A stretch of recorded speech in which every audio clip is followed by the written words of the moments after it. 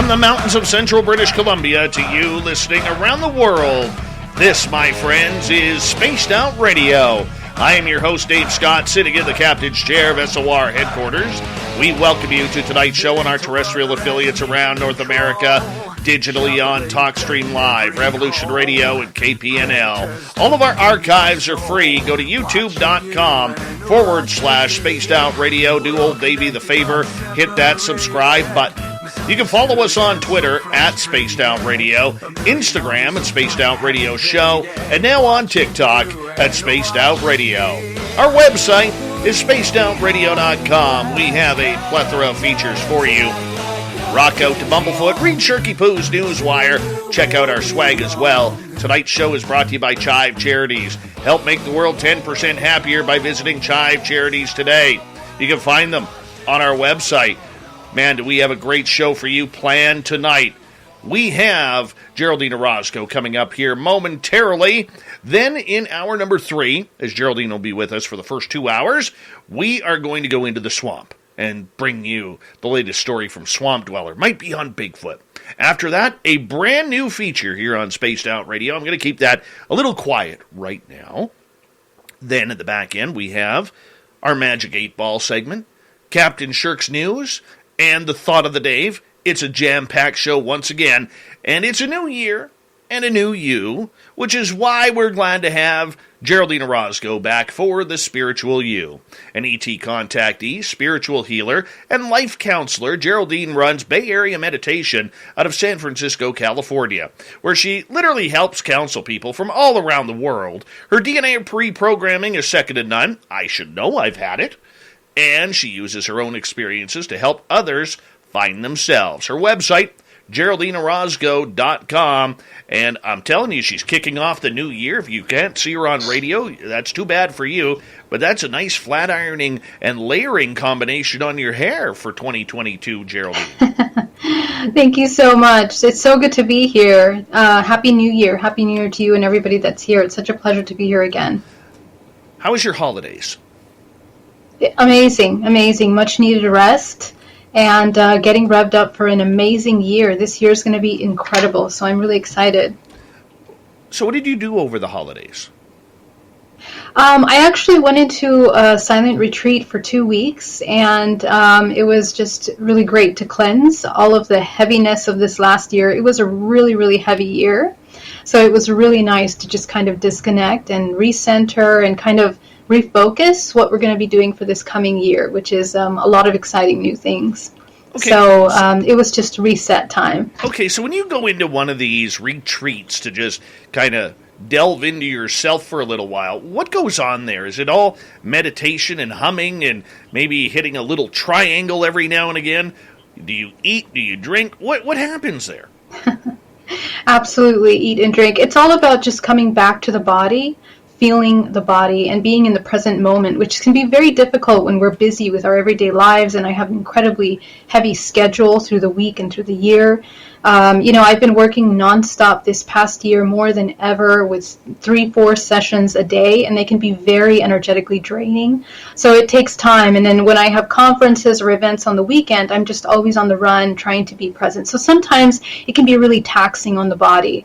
So what we did was kind of just take a time away from that and just refocus. And it's really just about slowing way down to the point where you're mindful of your senses, you're mindful of how you're feeling. And it can be interesting because a lot of emotions that you might not have noticed that you're storing in the body come up.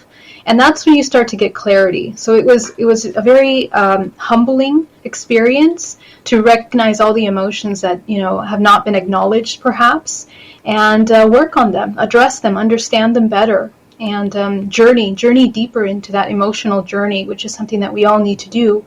Take some time. So what did Geraldine find within herself during this staycation of the mind? Yeah, you know what? A lot of stuff. A lot of things that are occurring in the world around us. Something that's really interesting is that every month there seems to be a theme for healing, collective theme. And apparently there's some themes over the past year primarily about the divine feminine healing. And what is the feminine? The feminine is intuition. So anytime that we mistrust our intuition, anytime that we doubt the things that are coming up, that was a big theme for this past year. So this is something that, I'm looking in myself, looking in my work, looking in how we're progressing, how I'm building courses for the next year to target those parts and support those parts. And that's kind of the thing. And so this next year is about surrendering. Like complete surrender into the present moment, surrender into the emotions that are difficult, surrender into things that we're observing, and completely coming into less judgment of anything. And that can be kind of hard because with a busy life and busy mind, it's very easy to judge things and try to categorize things.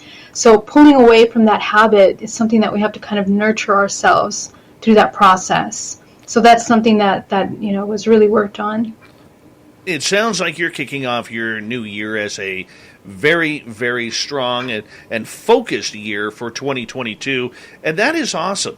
That is absolutely awesome that you're able to do that. When you shift yourself into a reprogramming of what you like and what you want to accomplish, how does that change your overall lifestyle? Completely. And it's not about the lifestyle that changes. The lifestyle is a side effect because your lifestyle and your surroundings, your environment is your body. So whatever is happening in your body, there's a lot of chaos and turmoil in your body. If you're fearful all the time about the things that you're experiencing, that's going to be mirrored in your experiences, in your relationships, in the things that happen, how you manifest things in your life. So really, this is the essential building blocks of life, is to understand what you're doing in your every present moment. If you're in fear, in doubt, all of those little subconscious emotions that come up are basically literally choosing timelines in the present moment. And every time that we have a thought, it's like a fracture of timeline that's created. And in order to reintegrate, so we create infinite numbers of timelines because of your thoughts. Just one thought is creating one timeline. It's a potential timeline. Depending on how much time and energy you put towards that thought, it's going to manifest more in the physical, and it's going to interconnect with people, places, and things that match that vibrational frequency. So as we splinter off these timelines, when we go back to healing, when we go into the moment of silence, we're looking at all these timelines start coming up, all these emotions, all this stored anxiety starts to come up, and we don't realize why we're feeling that way until we sit with that. And that's when we begin to understand how many splintered timelines we're juggling in the subconscious mind.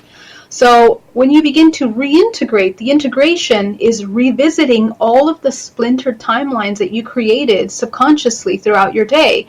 And so the idea is that you do this from morning to night and try to dedicate some time at least before you go to bed. And you'll notice that if you are mindful and present throughout the day, it'll be very easy to acknowledge where you created these splintered timelines of emotions. If you're not conscious and you're on auto mode and you're on hypnosis, you're probably going to have a hard time even realizing what you did in that day. So it's really, really important to kind of focus every moment to keep your awareness, with you at all times. Now, at this time of year, we have a bunch of people making these idiotic New Year's resolutions. I call them idiotic because I've never stuck to one, but that's just me. And so if I don't like it, it's just idiotic. But, I got to ask you, in regards to New Year's resolutions, I mean, a lot of us have troubles changing our lives. We start off the new year, new you, whole theme that we do, and then we go someplace else. What's the difference between creating a resolution and manifesting a change? Yeah, so when it's creation, they're both creations, right? Creating a resolution, but manifestation, so we need to understand creation is part of the mechanic of manifestation. But in order to create, you have to understand what goes into creation. What goes into creation is a directed vibrational frequency, and the vibrational frequency is made up of your subconscious thoughts. So your subconscious thoughts, the majority of us, we're just in hypnosis. So a lot of times we're just going with emotion, totally unaware of why we're even feeling the way we do. We're just reacting, automatically reacting. And we're reacting because there are things, we're programs that we're holding on to, programs that are created from childhood, from traumas, all these things that we're holding on to. So the more that we begin to understand the programs, we can understand where our energy and our attention is being directed in our creation. If our most of our day is in survival mode and we're fearful and doubtful of ourselves, if we have anxiety, we have insecurities, we have all these emotions, that's where all your energy is going into creating, and that's what you're creating. You're creating events that will magnify these insecurities, fears, anxieties. So you're kind of just continuing creating in that direction. So what I call that is counter creation, because rather than manifesting, all you're doing is going in, swimming in laps in your own swimming pool of programs. And so you're not really manifesting anything. So it's really important to understand that we need to change our fundamental belief system in order to manifest, which means that in the present moment, the moment that's right now, you have the ability of creating based on your thoughts. So if right now the thought is, I am well, I am safe, I am here, I honor the body, I respect this body, and I'm going to create and I'm going to do things that are in alignment with my whole self. So I'm aware of myself, of my family, my situation, my finances, my business. I'm aware of all these things. Now I'm going to make a decision that is in alignment with all of those puzzle pieces of my life. We're going to begin to shift all of the things moving forward. And this is really what manifestation is about. We are shifting the collective. It's not just these tiny little things. And we need to start thinking more broad rather than have this myopic view where it's just survival. So me right now, am I okay in this moment? Am I surviving? Am I fearful? And just reacting in that little loop. So it's just really shifting into a broader way of creation. And the beautiful thing about that is that we are so interconnected in our networks with our families and friends that in reality we're co-creating together. And we do so in families, we do so in cities and societies and cultures, in larger, your extended families, your friend circle. All of the people that are in your life are participating in the co-creation of your life right now. So notice the kind of friends that you have. Are they in alignment with your purpose? Are they out of alignment with your purpose? All of these things matter. You need to, it's vibration. Vibrational frequency is essential. And so if you're not aware of what you're feeling at all times, then, you're also not going to know what you're creating, and it's just going to create more chaos. My son hit me with a little bit of a gut punch today. And I picked him up from his guitar lesson. And the kid is just, he's already blown past what I know. And he asked me out of the blue today, he's like, Dad, why do you get so upset when you're practicing guitar and you hit a wrong note? And I usually try to be reasonable with those type of questions, because the way my father used to act to me was, it was immediately get mad, shut up, and we don't talk about it, and then get into a Coke versus Pepsi battle, right? and so I said to him, well, sometimes Daddy gets frustrated because things aren't working. And he's like, well, that's why you have to keep practicing, Dad. And I had to explain to him how I suffer from anxiety. When I do things wrong, it fires up my anxiety, and my anxiety causes anger sometimes and frustration within myself, because I can't do something that I feel I should be able to do. So I had to have this very mature conversation with him about anxiety and what I go through, and now he's all worried about whether or not he's going to get anxiety. I'm like, oh, no, dude, just live life fun and free. That's what you need to do. Just live life fun and free, and it'll go good. But it's amazing where you can get these little life lessons, even from the most, innocent of minds. Absolutely. And children are way more aware, more connected. At this age, this is a very important age as parents to kind of energetically set the mood for and the intention for how we're going to create their programs, because they begin to kind of adapt the same programs that we had in our lives. So, and we know how much suffering anxiety causes us, in our lives. It limits our ability to expand. It limits our ability to do things. And so, if we can start to shift that way that we feel about anxiety in our own self, the child also picks up on that. So it's really wonderful that you were able to shift the thought from that you're kind of that we are victimized or that we're helpless in the situations of anxiety, and now feeling more empowered that we can actually choose. And I guess the next step would be to show presence, to show how it feels comfortable to be in a present moment, which is, it's difficult sometimes. Oh, trust me, I had to bite my tongue on that conversation because it could have went in so many different directions.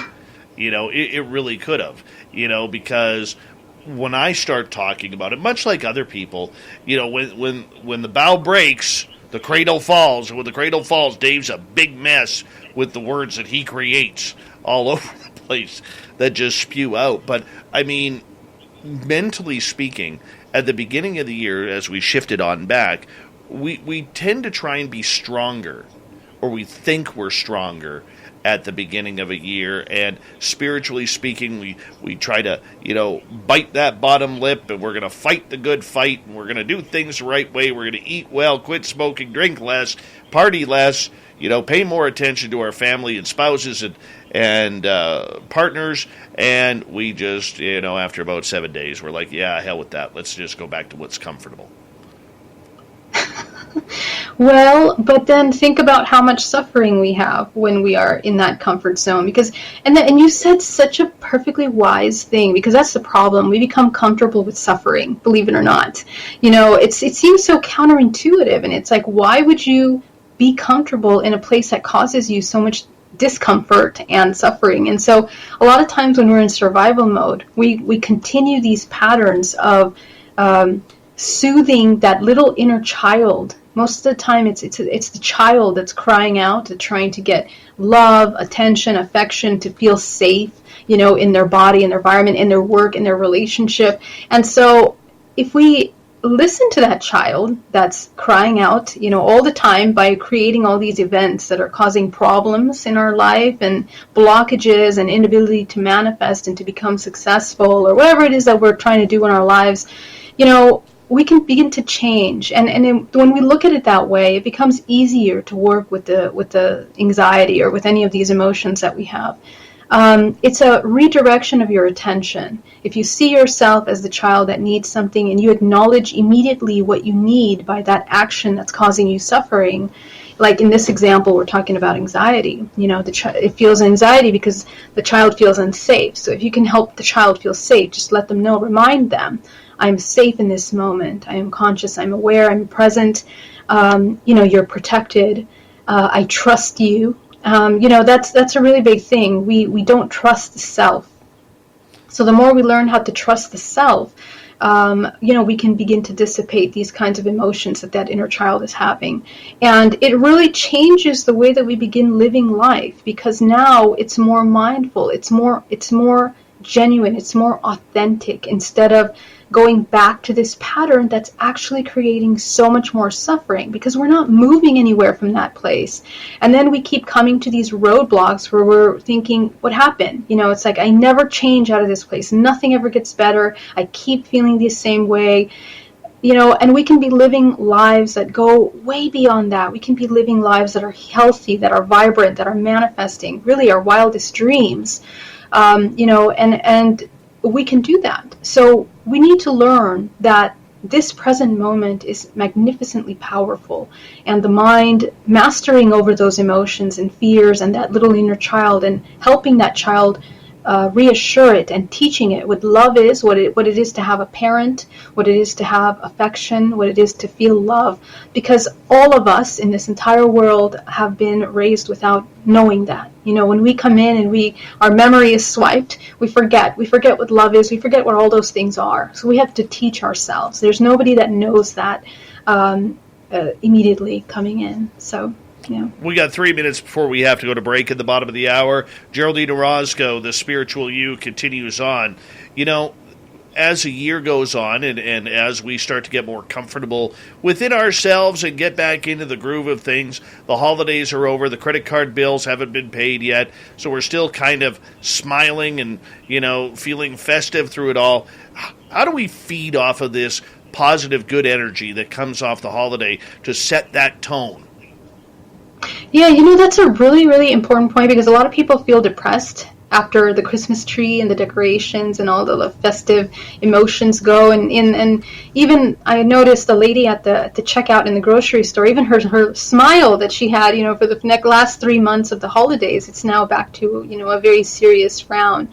But and that's really interesting, because that's conditioning. We're conditioned and we've been deeply programmed to kind of put this facade of joy and happiness during the holidays. But again, this is a huge misunderstanding of what life is about. Our joy and our happiness and our fulfillment should never go from anything outside of us. It should always be self-fulfilled. It should always be self-provided. And our programming makes us seek outside for those things. And that's where we end up having suffering, because it goes against the natural laws of our existence. Our existence says everything is within this body, the mind, the body, the soul. We are the alpha, the omega, positive and negative, the father and the mother. These two energies are maintaining balance. And so to provide that for yourself will provide a sustained joy throughout the entire life, not just during the holidays. Remember, that's just an illusion. We have to go back to the body where things are real, to the emotions, to the experience. Is the body real, though? Because there you go. That's a whole nother conversation, right? Well, it's the realest thing, because it's the realest of this hologram, okay? And it's let's say it exists beyond this dimensional plane. In this dimensional plane, we're made up of little cells that are oscillating all together to create this vessel that is the human body. But in reality, we're more empty space than we are this matter, right? But what keeps this together, it's the vibrational frequencies that are working together to create this organism called your multidimensional body. And you're existing on more than one dimensional plane. You're existing on 13 dimensional planes. You're constantly moving in and out of those planes. So the more in the body, aware and present you are, the more you're going to know what's going on, because a lot of things are happening around you. And if you're in hypnosis and unaware and sleeping, you're going to have to experience more heavy densities that knock you out of that hypnosis and cause you suffering, as opposed to more high experiences that help you explore something that are less in this physical survival body, Geraldine Orozco, the spiritual you, this is why we bring her here, because she always gives us a high-quality life lesson on how to improve ourselves and our ET contact. More with Geraldine at GeraldineOrozco.com on Spaced Out Radio right after this.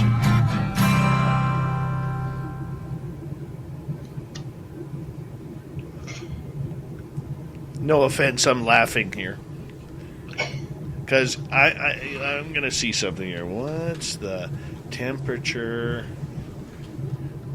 in San Francisco? Oh, you can hear my heater. Oh my God, that heater's definitely, it's been so cold here. It is 52 Fahrenheit, 11 Celsius. So let's Where? In San Francisco right now. So let's Let me see. Let me tell you what it is here. Let me see, because it's actually pretty cold here. Let's see. I'm gonna compete with my 2 degrees. Oh, never mind. It is 54. Fine. Okay. So I will show you mine here. All right, hold on. Oh, Dave, sending you heating. Sending you heating. Oh, yeah, just send me the heat. Just send me the heat here. Hold on, let me go here. Send me the heat. You know what? I'm going to plug in my computer while you're doing that. Give me 1 second. All right. Here you go, Geraldine.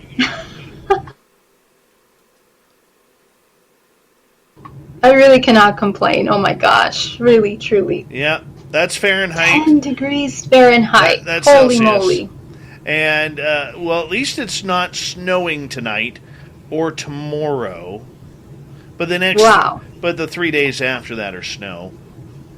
Jeez, but does it get that cold when it snows? Let me see. Hold on. Let me see. The lowest. My gosh, goes down to 27. That's freezing. Fahrenheit, the lowest it'll go is 16. Unbelievable. You are amazing. All of you that live up there up north, I don't know, your systems are just incredible. My body wasn't built for that kind of cold. Oh, there's my little radio screen. You can see it flashing there. Ooh, Dave has commercials. All right, there you go. Let's see, who's arrived here? Let's see here.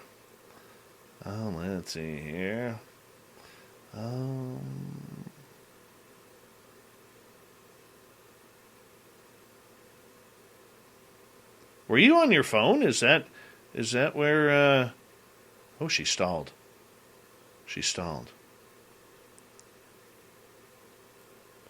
Yep, she's gonna, there she is.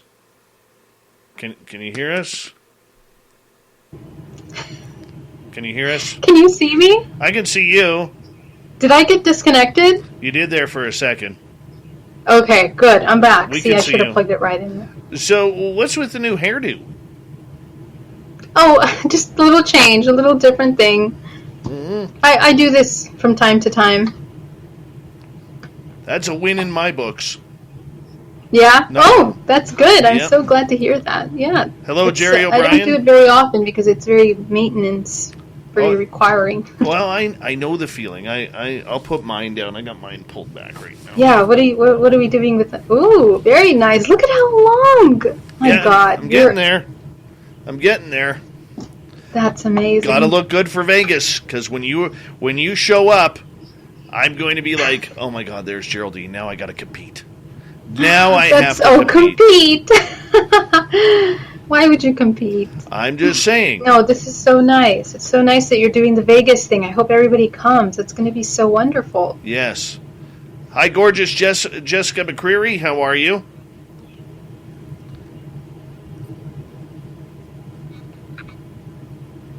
Loving the red. Oh, thank you. I felt like a bright color, starting the year off strong. Must be nice. How was your holiday? How was it? Besides freezing, I had a great Christmas and New Year. I really did. Oh, that's so great. And I got to shoot my son with a Nerf gun a number of times, which is good. Got to watch him play on his virtual reality headset, which was fun.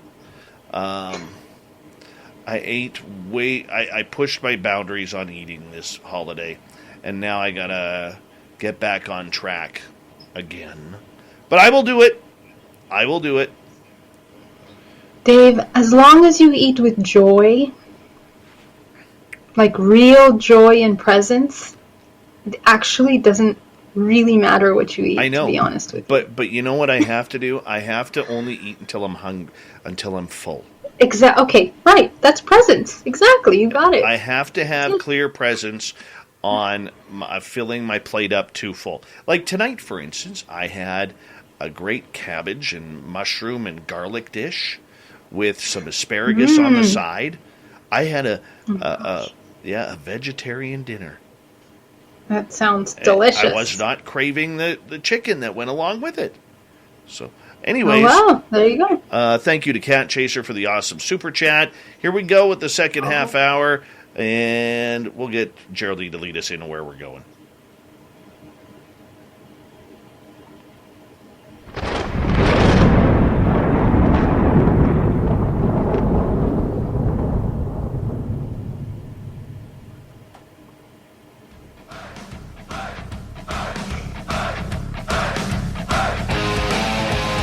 Second half hour of Spaced Out Radio is now underway.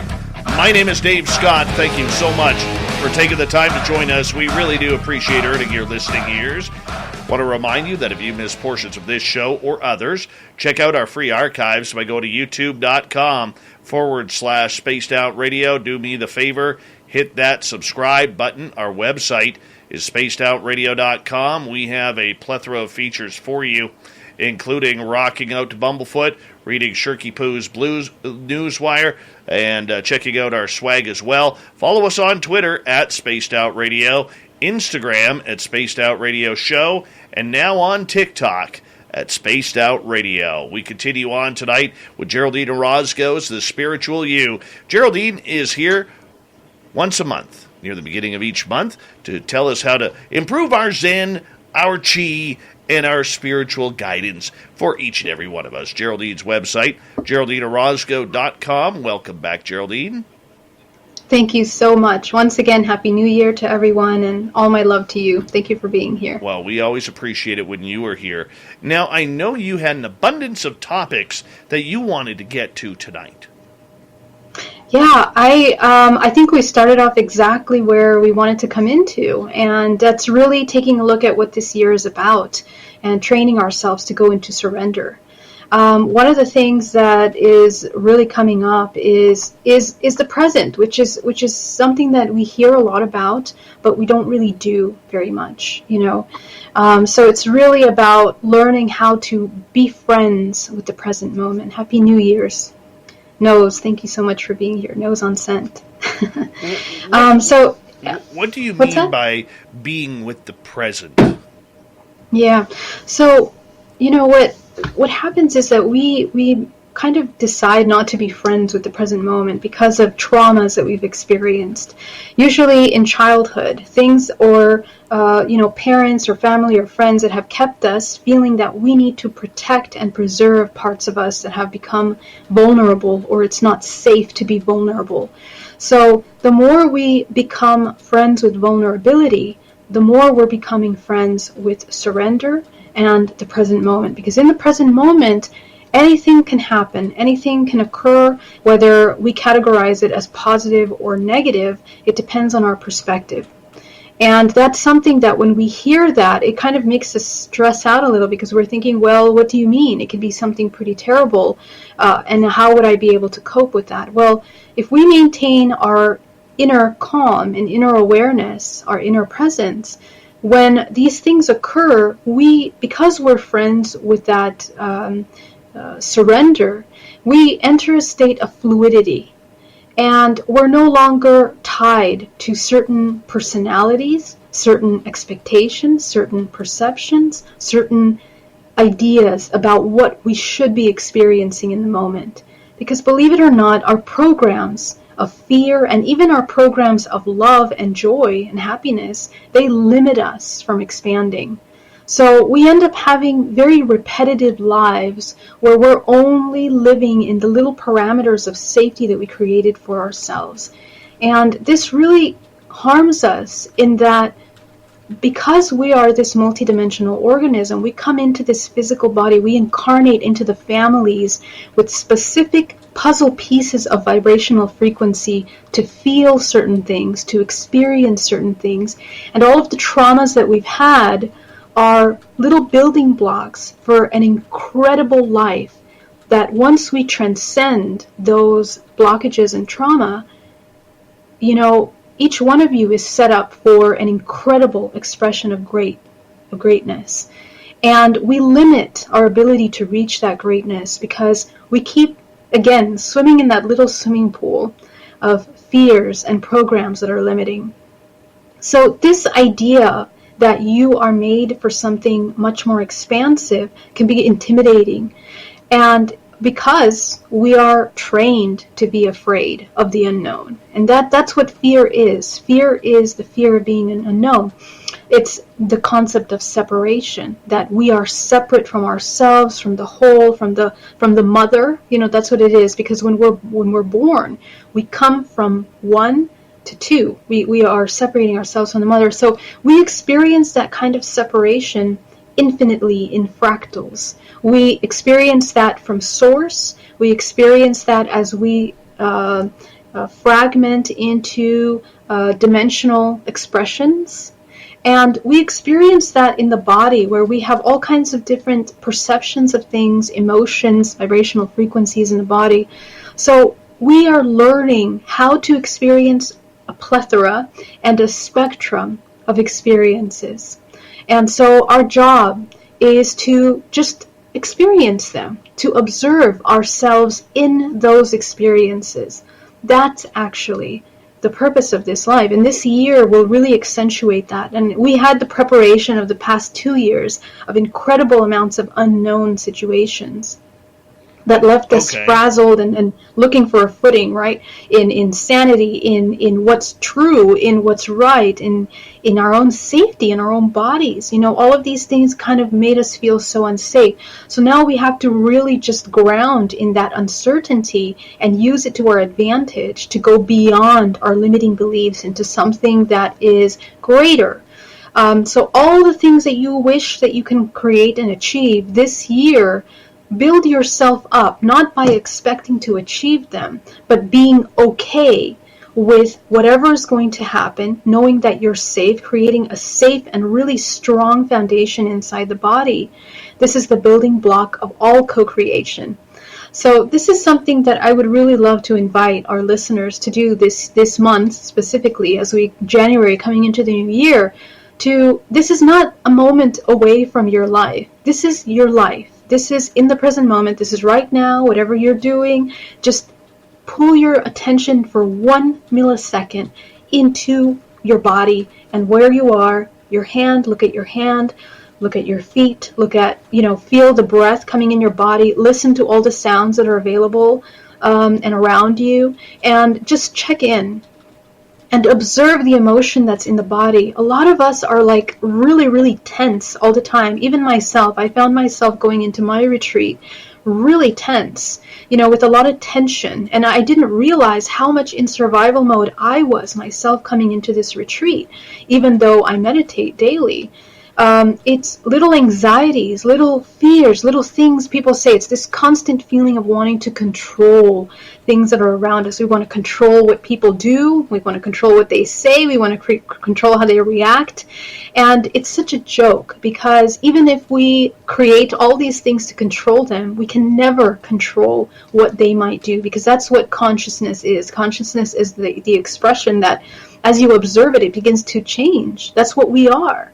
And when we observe ourselves, we also change. So just taking a look at that and noticing how becoming more fluid is incredibly expansive, healthy, the root work for manifestation and healing. So if you're trying to heal something in your life right now, if you're ill, this is the key. This is the key of empowerment. And I can go really deep into the mechanics of that.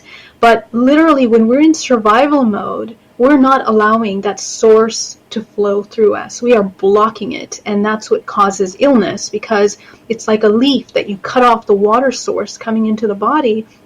Of course, the leaf is going to dry up, and so you end up with all kinds of problems. So I think it's really important that we educate ourselves on the mechanics of creation of the physical body, so that we can begin to change things and get out of these little stuff, these ruts that we tend to put ourselves in. So that's a really important thing that I wanted to talk about. Normally I save questions for hour number 2, but this one's kind of important. And this one comes from Jan. How do you get over a lot of loss? It's very difficult. She had family dying and other losses as well in 2021. Yes, Jan, I completely relate to you, because I also had a lot of loss this year. And because of that, and that's kind of what brought me into thinking this. What is it that makes loss so difficult? Well, there's 2 parts to loss. One part is that the part of us that has to grieve that something has left our space. So we won't have the opportunity to exchange with this person, with this pet even. People lost a lot of pets as well. Whatever it is that you care for, that you feel that you lost. When we disconnect from that, we feel that we have lost something. But if anybody has ever experienced the death of someone, or even an animal, you notice that when you're holding their physical body, their light literally leaves. The energy leaves that body. So you have to remember that physical expression of them, that body, that being, that personality of them is temporary. That's not who they are. What is what they are, and this also from experience of a near-death experience, leaving the body, that this body is such a temporary little vessel, that that essence that leaves the body is actually a multidimensional energy. It's a frequency, and it can never be separate or disconnected from you. So when we experience this kind of loss, we really need to shift our perspective from the idea that we have lost something to understanding that all it did was transform. Okay, so that's the first part. The second part of grief is how we deal with our emotions in relation to how we exchanged with this individual, this personality. And sometimes people end up with a lot of regrets and thinking about experiences that they had or things that they should have done or could have done. A lot of different emotions, all kinds of things that you can feel when you experience loss. So it's important to sit and address those as soon as you have grieved enough. When you have, it's good to get those emotions out, but we have to have a certain end point for this grief. And let's say 1-2 years is acceptable for continuing these emotions. They might be triggered by memories and things that happen around us. But once we reach that point, we have to begin to do some healing and become aware of why those things cause us suffering. So this is the two parts, and this is actually the most important, because what we don't realize is that these leftover emotions, thoughts, memories are actually the gift that this person has brought to us in our life.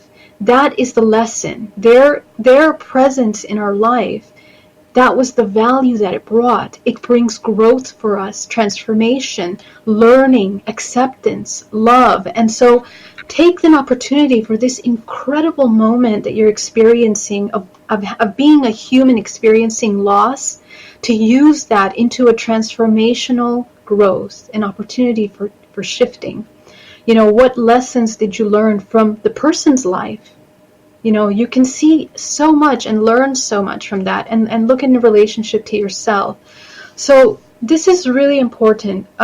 It's important to accept, the things that have occurred and why they have occurred in that way, and learn from them, because we don't want to go down that route when we're on our deathbed. It's also a wonderful opportunity to work with death and how we feel about death, right? Because we are all working towards death. All of us are in our life, every moment, experiencing little deaths here and there. So let's become friends with death. This is the invitation that experience brings to you, Jan. But my deepest condolences for your loss, and just know that you have a family and that you're supported, protected, and guided. You're not alone. We are all experiencing death all the time, actually. So we have to become friends with it. How do we prepare our lives for that inevitable? When we see strong people, say our parents or our siblings, who used to be stronger than life, all of a sudden looking like they are knocking on death's door. How do we prepare for that? So to begin with, this is actually something that when I first came into my awakening, it was the entryway into questioning the spiritual, the non-physical. And what you begin to realize is that death is the thing that we fear the most, ultimately. It's actually what changes the kind of decisions that we make throughout our life. It changes the relationships that we have. It changes the things that we choose to eat, the choices and the careers that we make. We don't realize how much influence death actually has on our everyday life, because we are constantly in survival mode. So we might think that we're constantly avoiding death, by the choices that we make. But in reality, because of our lack of awareness and surrender to our experience and presence in our moments, we're actually building and working towards death more so than not. And it's really this interesting, conflicting kind of ideas that we have about life. It's an inversion of what's true. When we deal with death, we think about impermanence. And we need to accept, first and foremost, that we are impermanent. everything is impermanent. And it's that impermanence, actually, that allows for transformation to take place. All these cycles of impermanence, whether it's plants, whether it's animals, whether it's our entire nature system in the world, whether it's the ecological systems, whether it's our physical body, we are constantly cycling. Our cells are regenerating in the body. So we just need to kind of mature our understanding that death is all around us all the time. It's in us and around us. We are this constant regeneration. We are that death and rebirth. Every morning that you wake up, think of your life as an entire lifetime. What are you doing in that lifetime from the moment you wake up to the moment you go to sleep? Because every day you can die. Something can happen, right? But we're not going to think about that, because otherwise we're going to limit the experiences that you can have potentially in that lifetime of a day. So if you think of all the lifetimes day by day that you can experience, imagine the incredible things that your life can be filled with. You would be a different person if you knew that, your one day is a lifetime, because it shifts the perspective from being in survival into creating, which means that you've understood that it's impermanent and that it's okay to experience, again, those ranges of emotions. They can be positive, they can be negative. All of that is a part of this process from light to dark, all those different shades of experiences and emotions.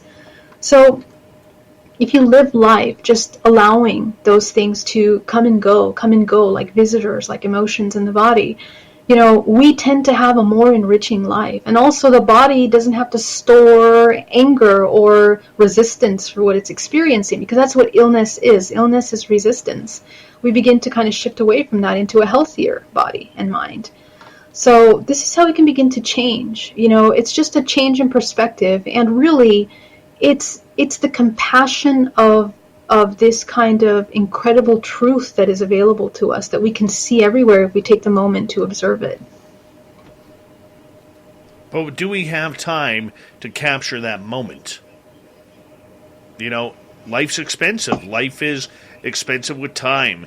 It's finite. It's everything that we don't want. And here we are fighting it every day. For all of us right now, it's a fight, whether it's financially, whether it's against COVID, whether it's against vaccinations, whether it's against politics, whether it's against your friend buying a hybrid vehicle or an electric vehicle, and you're still on diesel power. There's always a fight going on these days. I blame a lot of it on social media, to be blunt. I really do. But how do we express the moment for ourselves when there's always another fight to be had? Well, and that's exactly in your question is the answer, because why are we fighting? Why are we fighting all the time? It's survival again. So what if you shifted that thought from being in survival into just experiencing, not categorizing things as good and bad? You don't have to categorize something as good and bad all the time. You don't have to judge, what you've seen on social media. If you have social media, are you constantly judging things? How exhausting that is for the body, and we don't even realize that. But we become sick, and this is how this artificial intelligence really embeds into the holographic system of the body, because we begin to completely give away our power into the influence of things that are manipulating us. We give our power away. We say, yes, I'm going to accept this thing that I'm seeing, and I'm going to judge it. And we think that we're imposing something, we think that we're changing something, that we're doing something with that judgment.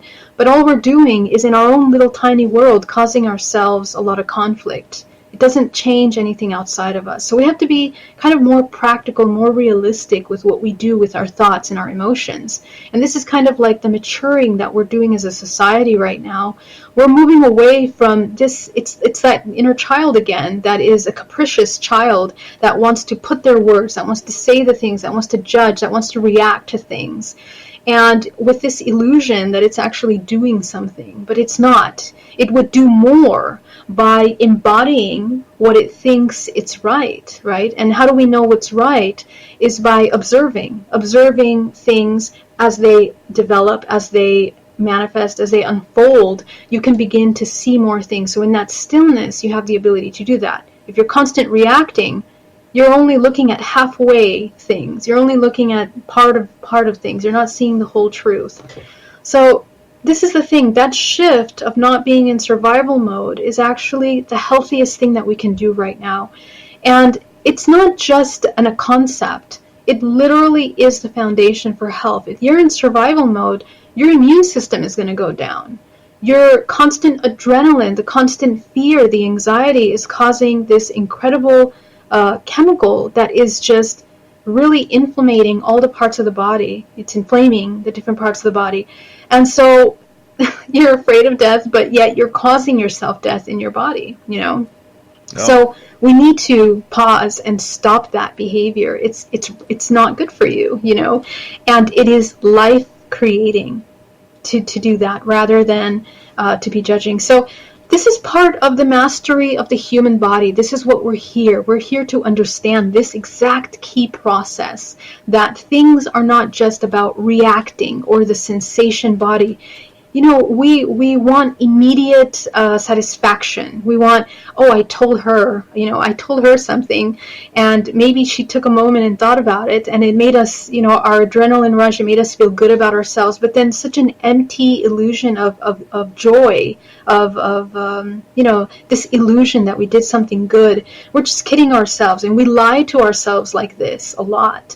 And, you know, what ends up happening is that we actually store resentment for ourselves, and we begin to become resentful. We become angry. We're angry at Facebook, but in reality we're angry at ourselves because we took the time to go to Facebook and wasted all our life force there.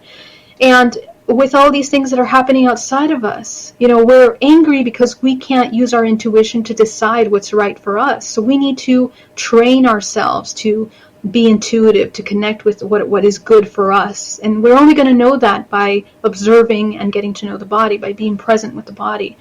You can't create from the past and you can't create from the future, only in the present moment. That's where things happen.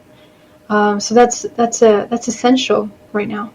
We've got about 45 seconds before we have to go to break. At the top of the hour, Geraldine Orozco and the Spiritual You.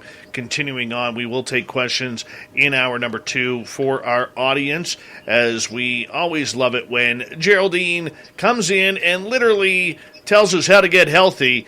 But do we get the message? That is the big one. Do we get the message? We hear it, but are we listening? There's a key component between the two. And you know what? We just got to shut up and listen sometimes. And that's why we bring Geraldine on once a month for the Spiritual You, so she can just slap us around and get us to pay attention on what is going to be going on in our lives if we don't become more aware. Spaced Out Radio and Geraldine Orozco continue right after this, so just be prepared in hour 2 because we're in for a great night of radio tonight. GeraldineOrozco.com is her website. She's the owner of Bay Area Meditation in San Francisco, California, and we're very lucky to have her here. Year number 5 of Geraldine and the Spiritual You on Spaced Out Radio.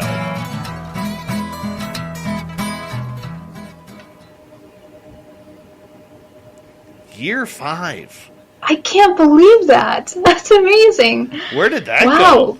Where did that go? I know. Oh. Really. Wow. Yeah, we have to celebrate. I guess in April is the day that we're celebrating. Yes. Right?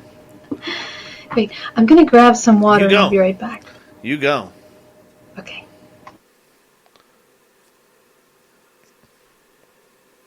Peter O'Hara, welcome.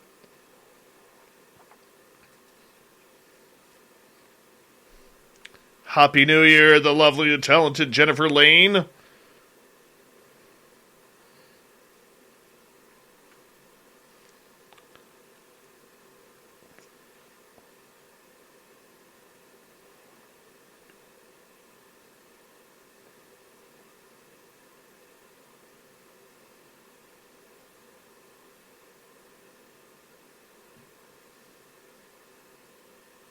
I love Geraldine.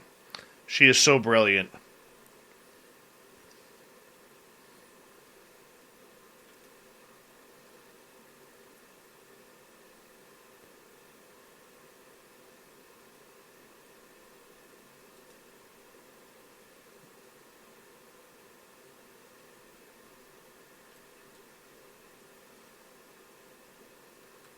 The clam is set the password. Very nice.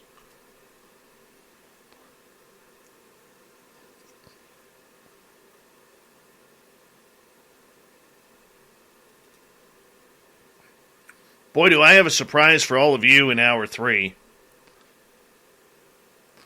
Hi, lovely Newfie. There you are. Because you're a Newfie, man. What you speak isn't even English. And I mean that with full compliment.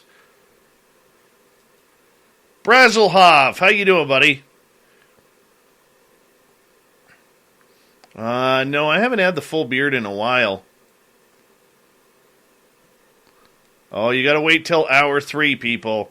New feature starting tonight.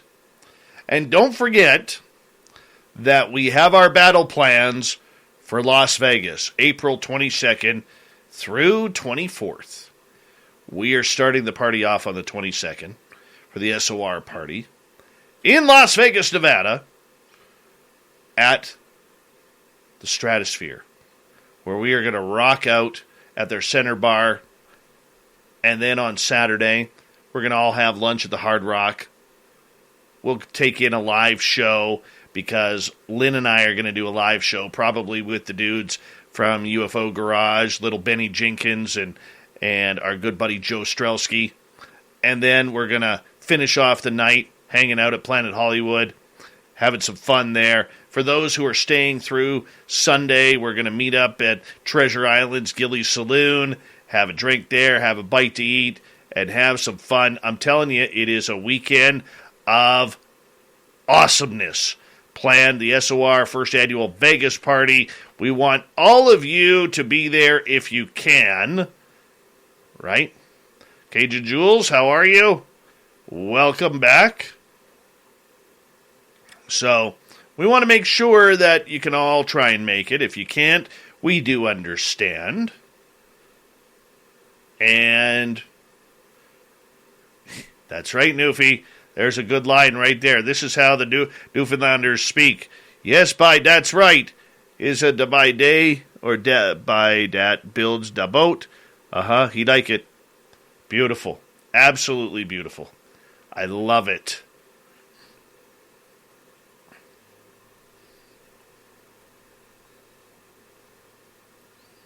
I love it.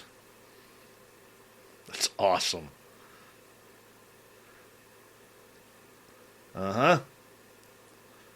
So, yes, we want all of you to come and have a good time with us. Spooky Morales is going to be there.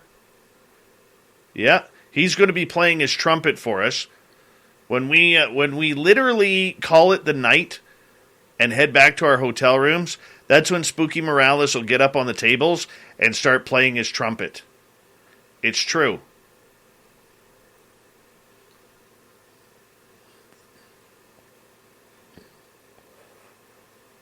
Fabster, you got to bring that head into Vegas.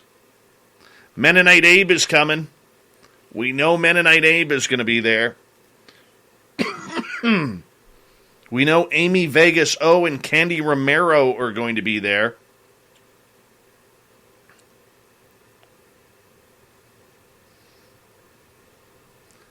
We know a bunch of people are going to be there. We're gonna convince Thin Lizzie Borden to come on out. She says no now, but really she's saying yes.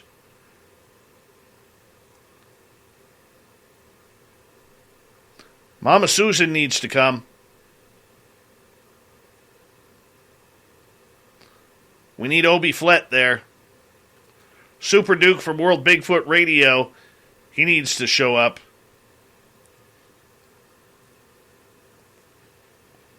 I believe Nate Rudd is coming.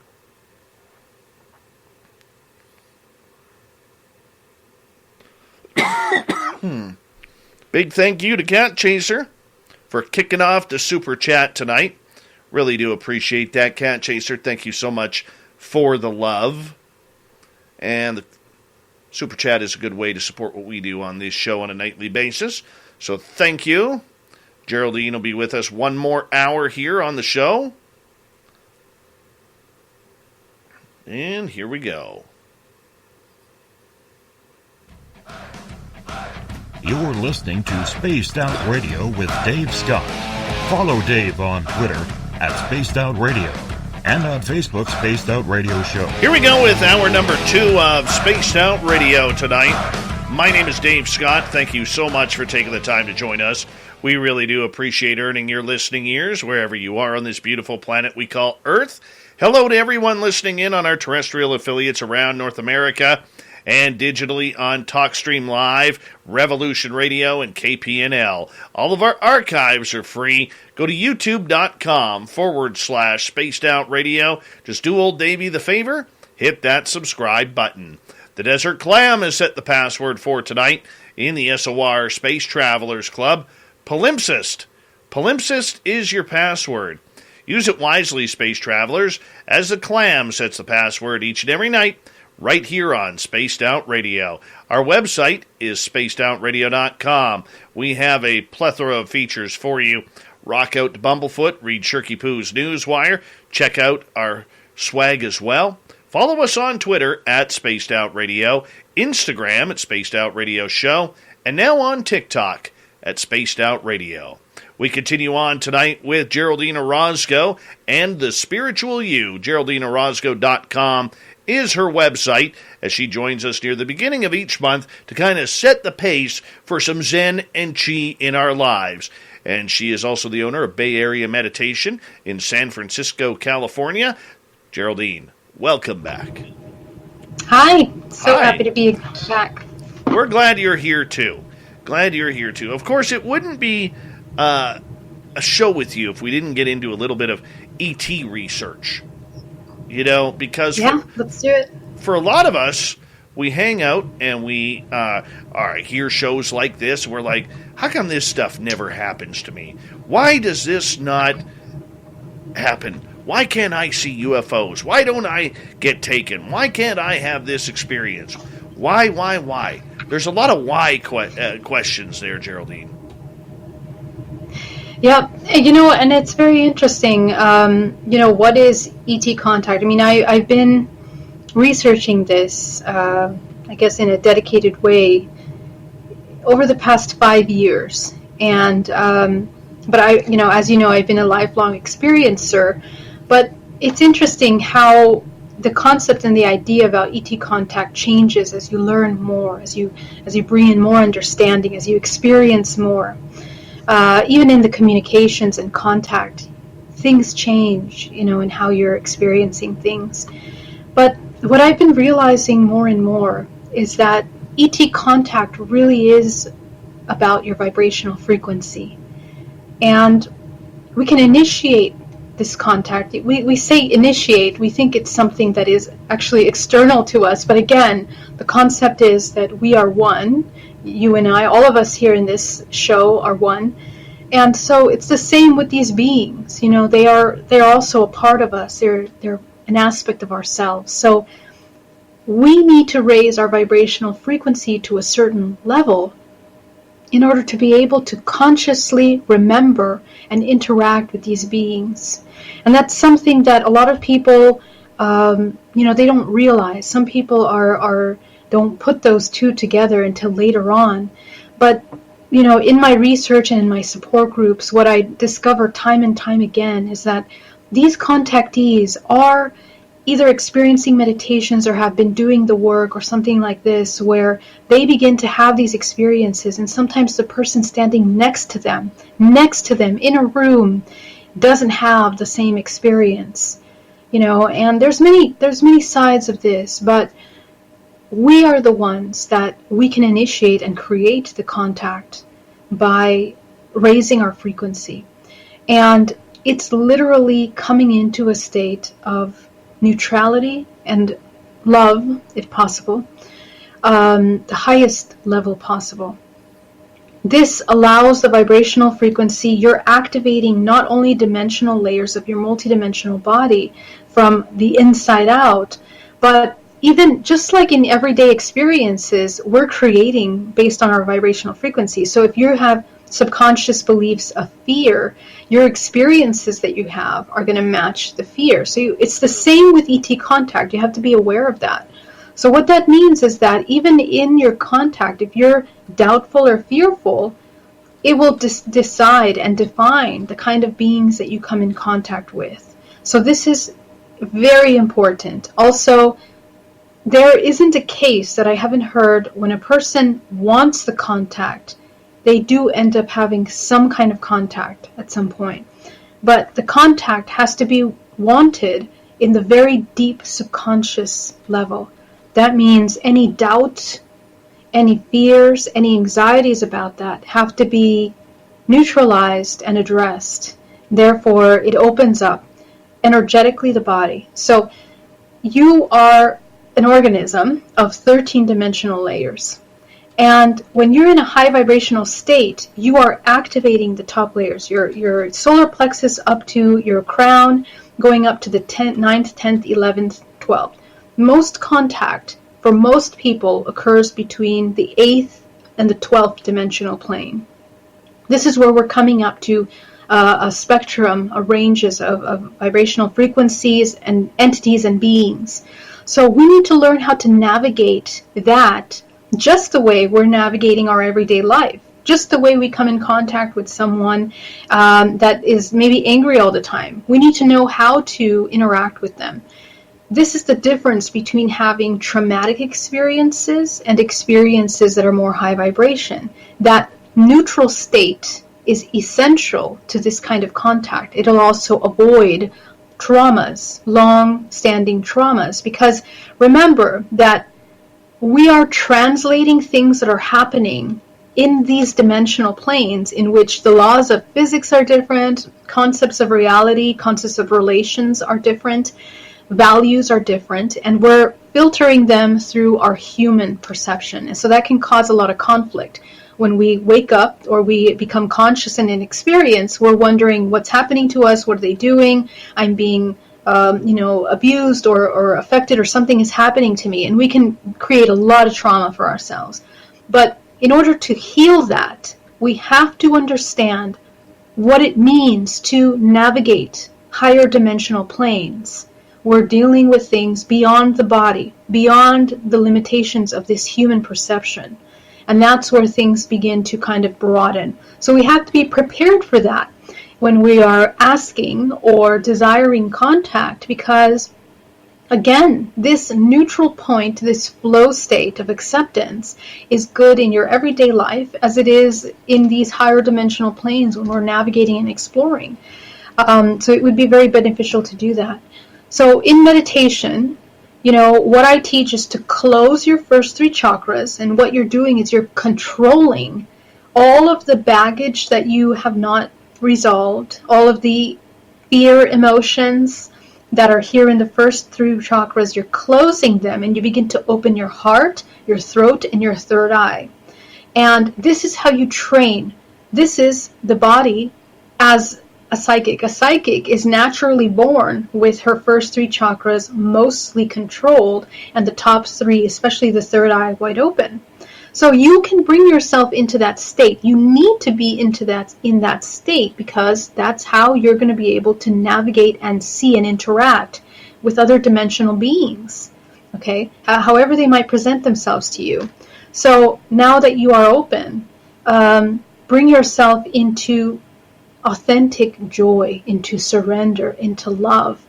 And you can start doing a kind of, going outside and looking to see if you see UFOs. You can start by practicing this way.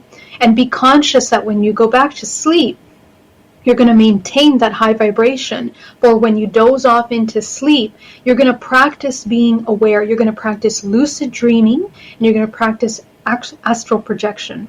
All of these are tools that you can utilize to master your navigation and your interaction with these beings. So these are some things that you can start to do that require mindfulness and meditation in your everyday life, and presence. All of these tools, the same that we use to have successful life, we're using them for successful contact, if that's what you wish to have. Do you recommend it?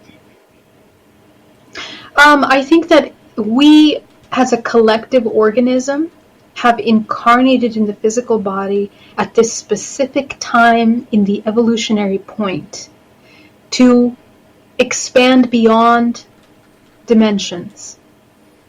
And it generationally, again, remember, time is not linear. I'm talking about a sphere of time, okay?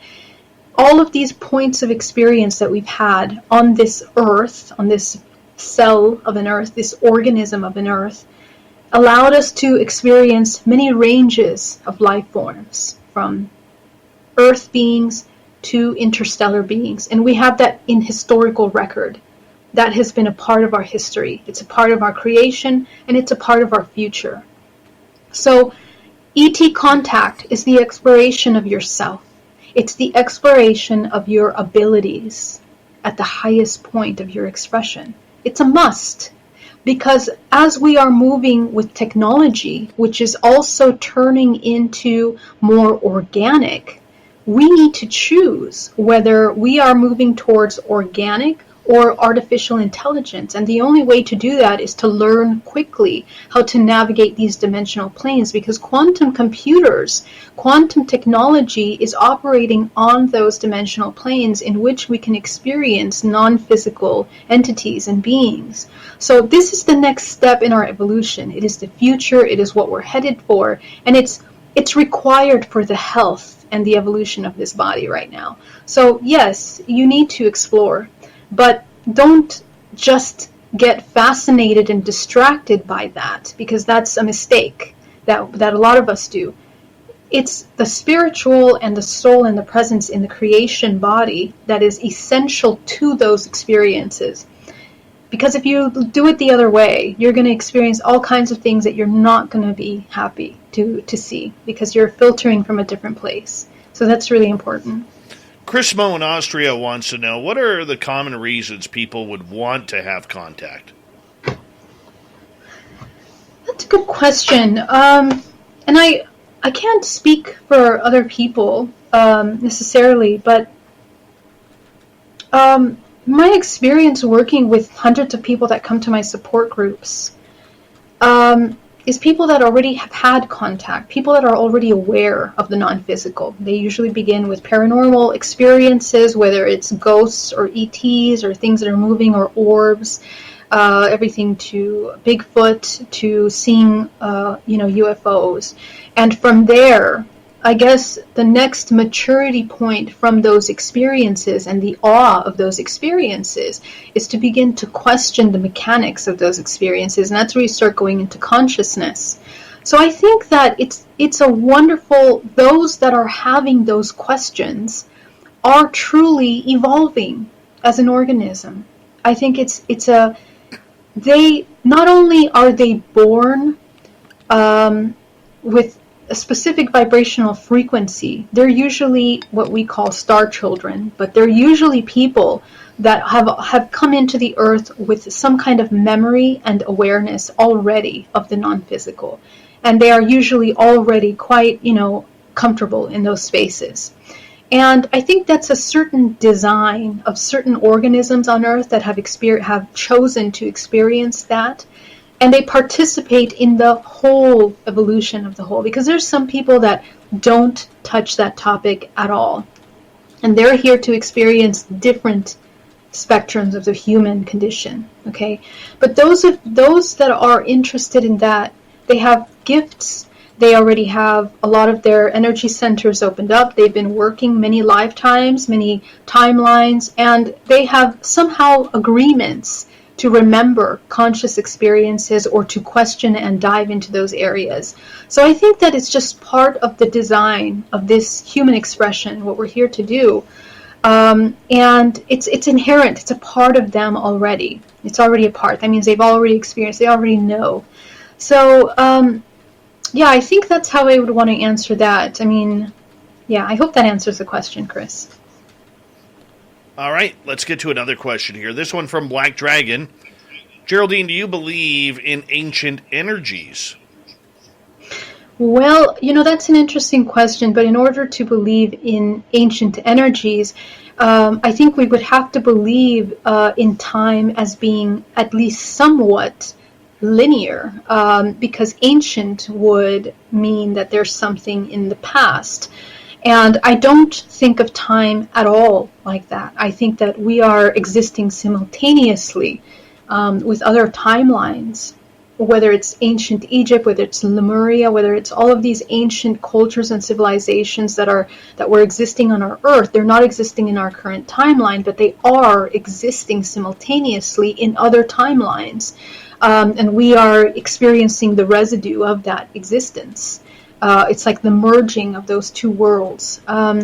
So I'm not sure exactly what that means. Maybe you have another definition for what ancient energies are. I think that we are constantly regenerating life force. We are life force, and once we learn how to master and work with life force, we can really kind of move time and space per se by cultivating the ability to move that. And it's essential for us to learn how to do that, actually. All right. Do you think, though, that our soul, if reincarnation is real, okay, and it is happening, do you think our soul would continue to have kinetic energy that followed along with it, lifetime through lifetime? I mean, we hear of these experiences where children will wake up or have a birthmark where their previous life, maybe they were hit with an arrow or shot with a gun or injured someplace, and they have a beauty mark or a birthmark in that exact location. I mean, we hear a lot of stories like that. Absolutely. And this is actually what I research and I'm writing about now, is about our holographic DNA. That's exactly what it is, because our organisms are storing information, and they're also pulling from a database of information, which is holographic. And it's in our DNA. Our genetic code is embodied, the physical written code of everything that is occurring in all dimensional aspects of ourselves. So we become fragmented. We are fragmented in our ET aspects. We can be Queen Elizabeth can be one of our fragments, or our past life. It's a simultaneous fragment of ourselves. And these are archetypes, ranges of aspects of ourselves that we have experienced, we have lived, we are living currently. I keep saying we have lived as a reference for common, the common reference that people make, but in reality, it's simultaneous. We are simultaneously living all of those fragments of ourselves, and those fragments are encoded in our holographic DNA. So this is the junk DNA of the DNA that we don't understand, and the part that doesn't write the protein that makes up this physical organism. So this is where we begin to kind of go into the depths. And when we go into meditation or past life regression and we're doing deep healing work, we are unlocking and accessing that information, that data. And it can be very beneficial because we are expressing through traumatic experiences repetitive programs that are carried down through our ancestral lineage. We come into families specifically to experience something, and all of the members of that family, even the members of friends in that family, are groups of vibrational frequency. So when we're gathering together, when we experience a trauma, you're one part of a greater organism of trauma, and all of the participants of that trauma are playing a certain role. So it's really important to understand that. So, and so that this is how we can begin to embody fragments of ourselves, and this is also how ET contact becomes present. Like, for example, in my life, as a result of deprogramming, I completely had conscious experience, something that I was experiencing my entire life. And I hear this all the time. People have experiences, but they don't know what it is. And then one of those experiences, it's super conscious, and then they begin to recall all the other ones. See, you've been experiencing so much in these other dimensional planes that you're not aware of. All of that is encoded in your DNA. So this is what healing work is about, integration is about as well.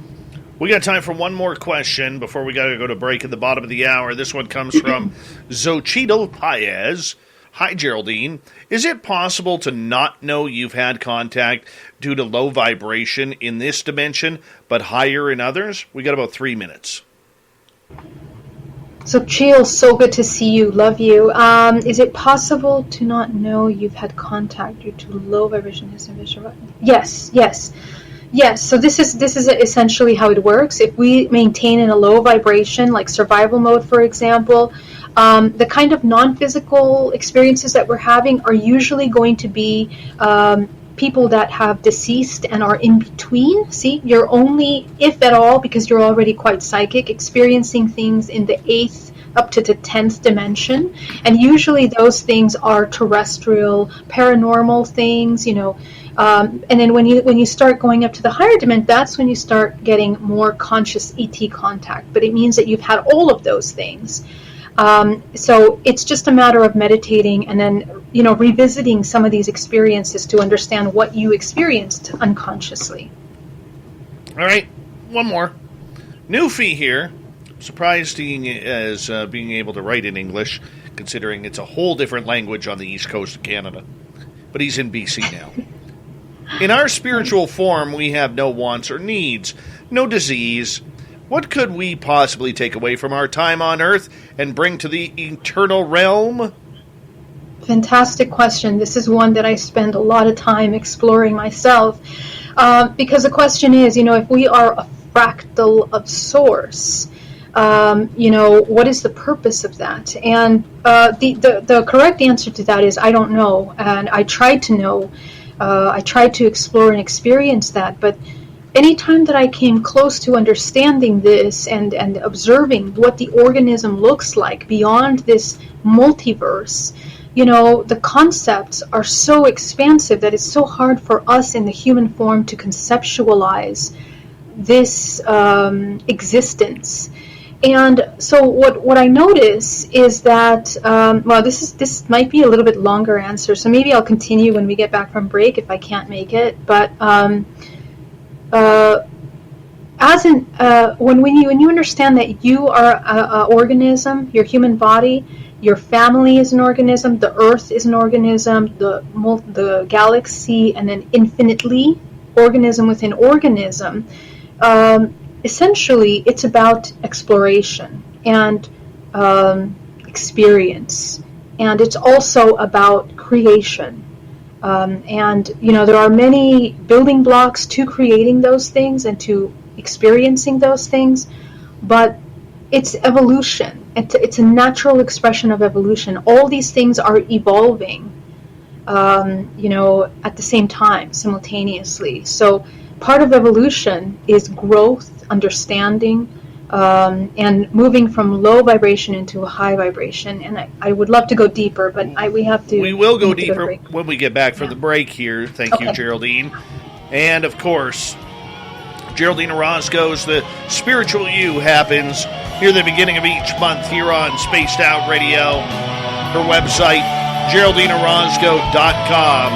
I highly suggest you check it out. Now we'll continue with Geraldine, finish off hour 2 right after this.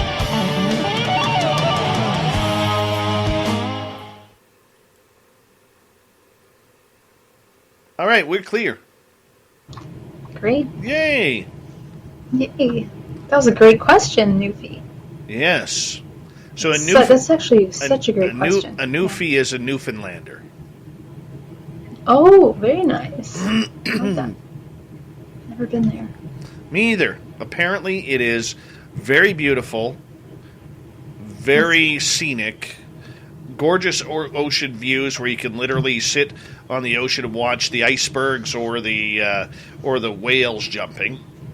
Wow. And there's a lot of wind there, lots of big moose, and the beer is fantastic there.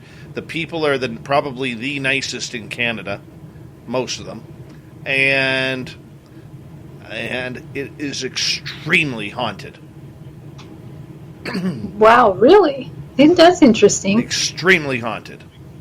Wow. Have you looked at why that is in reference to grid lines? You know, the energy in that space. Well, you know, much like Massachusetts is for you guys. Mm-hmm. That's Newfoundland for us, right? Interesting. Yeah. Okay. Eventually, you hit a rock. And most people don't know that the Titanic sunk off of the coast of Newfoundland. Wow, very cool. I'd love to go visit that. Yes. It's Especially gorgeous. for those beaches. It's a lot of rock. I don't think people Must be like Scotland or like... Scotland, it would be probably equivalent of. Okay, yeah. Yeah. I'll show you here. I love that. I love that kind of... I would live in the UK. It's so beautiful. Yeah, here's pictures of Newfoundland. Like, all the buildings are like different colors. And that's some of the icebergs they get there, floating on by. Oh, you can't see. Hold on. Wait, are you showing me? Yeah, I'm not seeing it. There you go. Oh my gosh. Yeah, there you go. Let me Wow. just hide that. That's gorgeous. Yeah, like, look at this.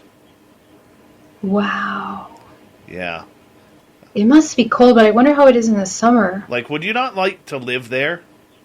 I would love to live there. Love it. That'd be amazing to live It's there. beautiful. Yep. Yeah. And this is, I believe this is on the mainland. Oh my gosh, look at that valley. Yeah. It's incredible. Yeah. And there's a Newfoundland dog right there. Oh yeah. So cute. But, like, look at the town That's there. cute. Oh, Looks I very love European. How colorful it is. Looks It very does, yes. European. Mediterranean. It looks kind of Mediterranean. Here you go. Oh, what is that? That's a human in a parka. A little. Oh my goodness! Look at that snow. Yeah, it happens there. They get snow every now and again. And,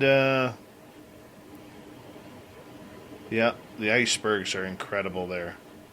There's another one. Mm. Then you got the humpback whales. Wow, beautiful. Yeah. That's one place in Canada that I would love to visit. Wow, yeah, you should make it out there. Maybe this year. Hopefully, it's easier to travel. And they got puffins. Oh my gosh. Look how cute so those beautiful. birds are. They're gorgeous. Yeah. Puffins. Just the way it is. This is what your average Newfoundlander looks like right there. Oh, very nice. Yeah, gorgeous hair. You know, Yeah, either way. very nice. We've got one just over a minute. Okay. I'm gonna drink some water. I'll be right back.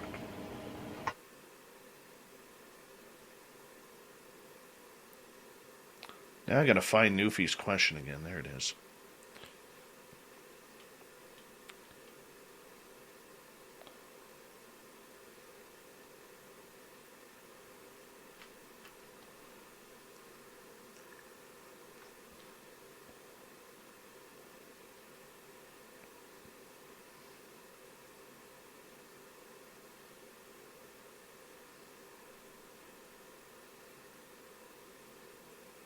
That was fun.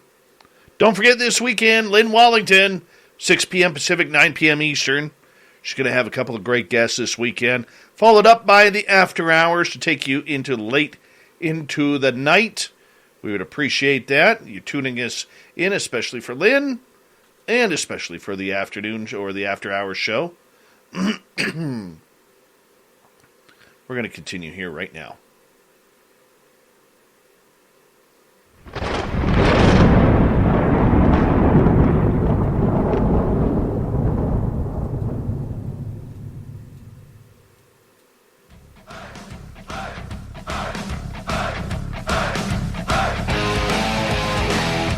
We passed the halfway point of Spaced Out Radio tonight. My name is Dave Scott. Thank you so much for taking the time to join us. We really do appreciate it. I want to remind you that if you missed portions of this show or others, check out our free archives by going to youtube.com/Spaced Out Radio. Just do us the favor, hit that subscribe button. Our website is spacedoutradio.com. We have a plethora of features for you. Rock out to Bumblefoot, read Shirky Poo's Newswire, check out our swag as well. Follow us on Twitter at Spaced Out Radio, Instagram at Spaced Out Radio Show, and on TikTok at Spaced Out Radio. Here's Geraldine Orozco for the final time tonight. The Spiritual You continues on the mighty SOR, Geraldine's website, GeraldineOrozco.com. And right before the break, Newfie asked a question about, what can we take away from our time on Earth to bring to the eternal realm? And you wanted to continue with that. Yeah, so just to answer it simply, it's experience. It's creation. It's exploration of creation.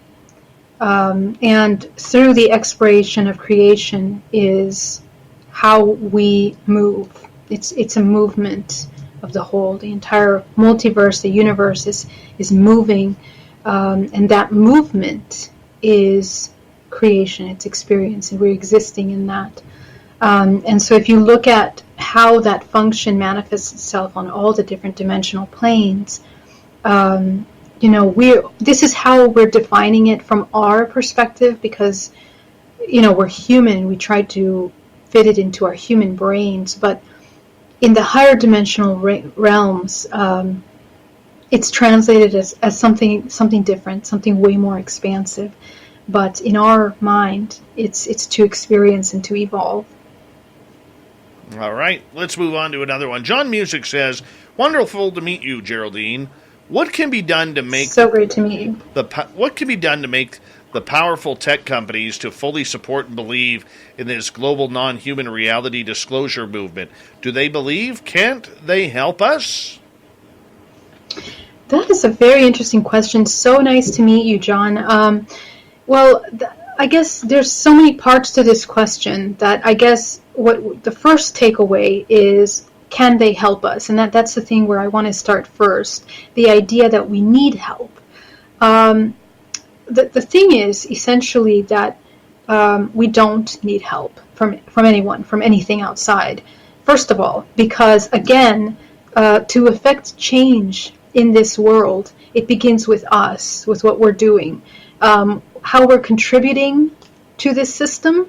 Once we have gone down the rabbit hole and we understand what these corporations are doing, how we are participating with these corporations, everything from social media to what we're buying in our grocery to the things that we're watching on TV, you are choosing every single moment what you're contributing to. So first of all, once you have that down, then you understand that the change begins with you. So once you choose to no longer participate in this kind of parasitic, systems that are in place right now, things can begin to turn in the world. Now, we're talking about disclosure of the non-human reality. Now, not the non-human, non-physical, really, existence is within us. It is us. We are that non-physical existence. Our entire multidimensional body is our experience, and it's very much individual first. So what are you experiencing in your life? Are you already experiencing contact? If so, how is that? Have you understood? Have you understood what you're experiencing, why you're experiencing it? Have you made peace with it? Are you able to be peaceful within understanding that there is a non-physical existence and that you can interact with that and that it's a part of you? All of these things are incredibly important for every human to, at some point in their evolution, whether it's in this lifetime or another one, to experience, because as we were asking from Newfie's question, this is part of that evolutionary process that we're all experiencing on infinite dimensional planes. So what's important is to understand that. And it isn't important and it isn't necessary for us to wait for any system, any government, any group of people to confirm the fact that there's non-human presences or interdimensional beings, because first of all, it would destruct the systems, parasitic systems that have been in place for a long time for self-serving reasons. And on the other side of that, we as humans have to also, in this time, experience what it means to become empowered and to not be codependent on these parasitic systems, to understand what it means. It's kind of like having a partner that is codependent. Do you stay? How do you fix that? You have to first fix yourself, and then from there, begin to change how you're interacting with that person, right? So it's the same with ourselves and our society and this world. The change begins with us, and we have to begin by little baby steps, choosing every step of the way. And if we feel that we need to talk about this ET contact or multidimensional presence, make it known, we need to first know what we're talking about and make peace with it in ourselves, become comfortable with that topic in ourselves and understand it. It's an incredibly complex, never-ending journey of exploration. So I'll leave it there. Jenny wants to know, how does a past life regression work? Specifically, the process, relaxation to hypnosis to regression, through the ending. What happens afterwards, the results? Awesome question. Thank you for that question, Angels. Angels Are Life. Jenny Lane. Oh, Angels Are Life. So nice to see you, Jenny. So I am a clinical hypnotherapist, and so my job is to work with people that want to do past life regression in order to explore what is happening. So I'm going to explain it from my perspective as an intuitive and as a person that can see the multidimensional body, what's happening. You are reading your holographic DNA. When you go into hypnosis, you are accessing the subconscious mind, all of the programs that you've taken on throughout your entire life, and programs that are also in the deeper unconscious mind that you're holding on to from simultaneous lifetimes in other timelines that are available to you. Those timelines are available to you at any time that you enter into the subconscious mind and begin to follow patterns of behavior. What past lives are patterns of behavior in other scenarios in which you have embodied archetypes of these behaviors. We are experiencing as humans 13 main archetypes that we are exploring through this evolutionary process. And we all experience all of them as part of evolution. So what past lives are different instances simultaneously that you're experiencing these different archetypes. Waking up means that you're aware of all of these different parts of you and that you integrate them as one in the physical body. So in past life, when you are going into the hypnosis, you go into a deep relaxation, and I take you into the hypnosis depending on, I qualify the kind of hypnosis that you require, because it depends. People are different and they need different things, and you will go deep into the subconscious mind. It's not gonna feel like complete unconscious sleep. It's gonna feel like an incredibly deep meditation, and from there you're gonna start allowing your mind to travel. The mind traveling is reading your subconscious mind. Okay, so if you're a person that watches a lot of TV and that is constantly distracted, oftentimes when you're in hypnosis, you're going to pick up on some of these streams of thoughts at first, and then you're going to go deeper into your subconscious, your true thoughts. If you're a person that meditates and clears their mind, it's going to be easier for you to immediately access your subconscious memory. So the difference between those two is that the first one will start to have some kind of imaginary experiences coming up, and then they're going to go deeper into the higher self or these memories, the true memories. The other person goes deep into them and sometimes enters into a state of channeling. Okay, so after we explore the experience, if there is healing and integration that's necessary, we reintegrate and heal fragments from those past lives. Let's say your head was cut off by a guillotine. How do you recover for that? Do you understand what the life lesson was? What was the story? Chances are you're living a similar fear in this lifetime, and it's a trigger point for a blockage that you're experiencing now. So when we heal that, we're reprogramming the brain from the fear that caused that experience in your life into something better, more healing. Okay, so we do a process of reprogramming. And at the end of that, usually I connect you with your higher self so that you can begin to channel information that only you need and that you would know. And that helps you kind of create a very solid understanding of yourself and what you need in this moment and moving forward. And then after that, I take you out of the hypnosis. You're awake, you're back conscious. You have a recording of the hypnosis, because sometimes people that are less aware of themselves, they won't remember anything. They go into a somnambulous state and they won't be able to, remember. So we record it for you to replay. And it's good to replay it, because anytime that you start having that trigger, because we're gonna outline all those triggers. You come in with questions, then you can re-listen to that to understand how to heal from that. And this is really something that's productive for your life. So it's a really incredibly powerful tool. And people have healed themselves. People have changed their lives. People have, it's very productive. So, yeah, that's what it is. All right, let's get to Obi here. Geraldine, I've had a meditation breakthrough where I felt people and beings around me. It felt positive. Now when I feel them, I have fear, and it makes my skin crawl. How do I get rid of this fear? Interesting. So take a look at the fear. What is it that actually makes you afraid?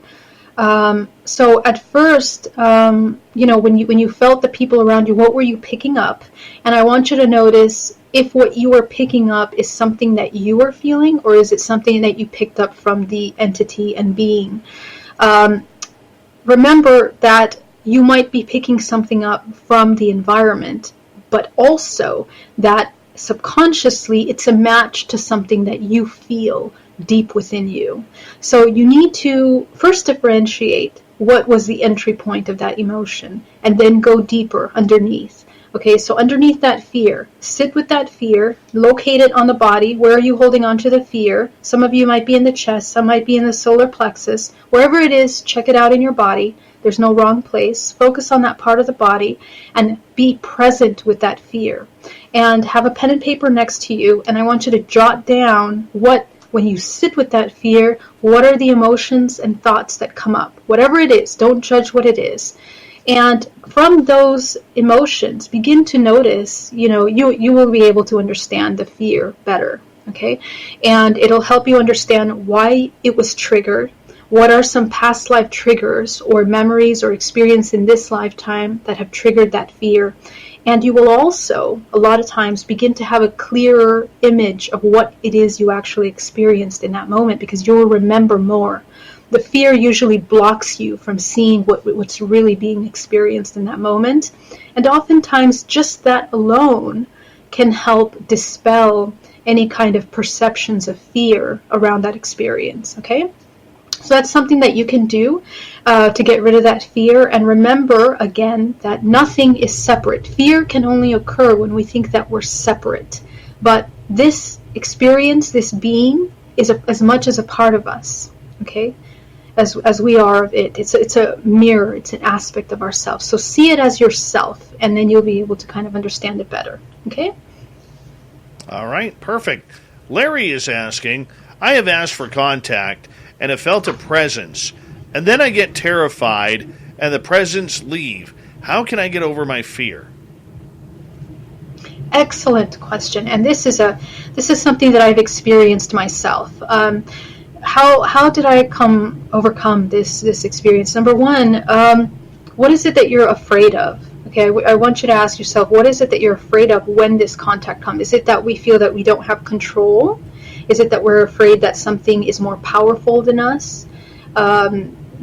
take a look at what that is and work with those thoughts. Just acknowledge them, and work with being okay with not being in control.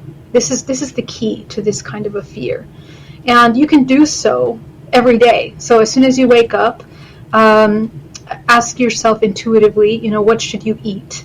Do you need to grab a banana, or do you need to go make some, eggs or some whatever it is you do? So intuitively. And I want you to just completely surrender. Whatever the first thing comes to your mind, do it.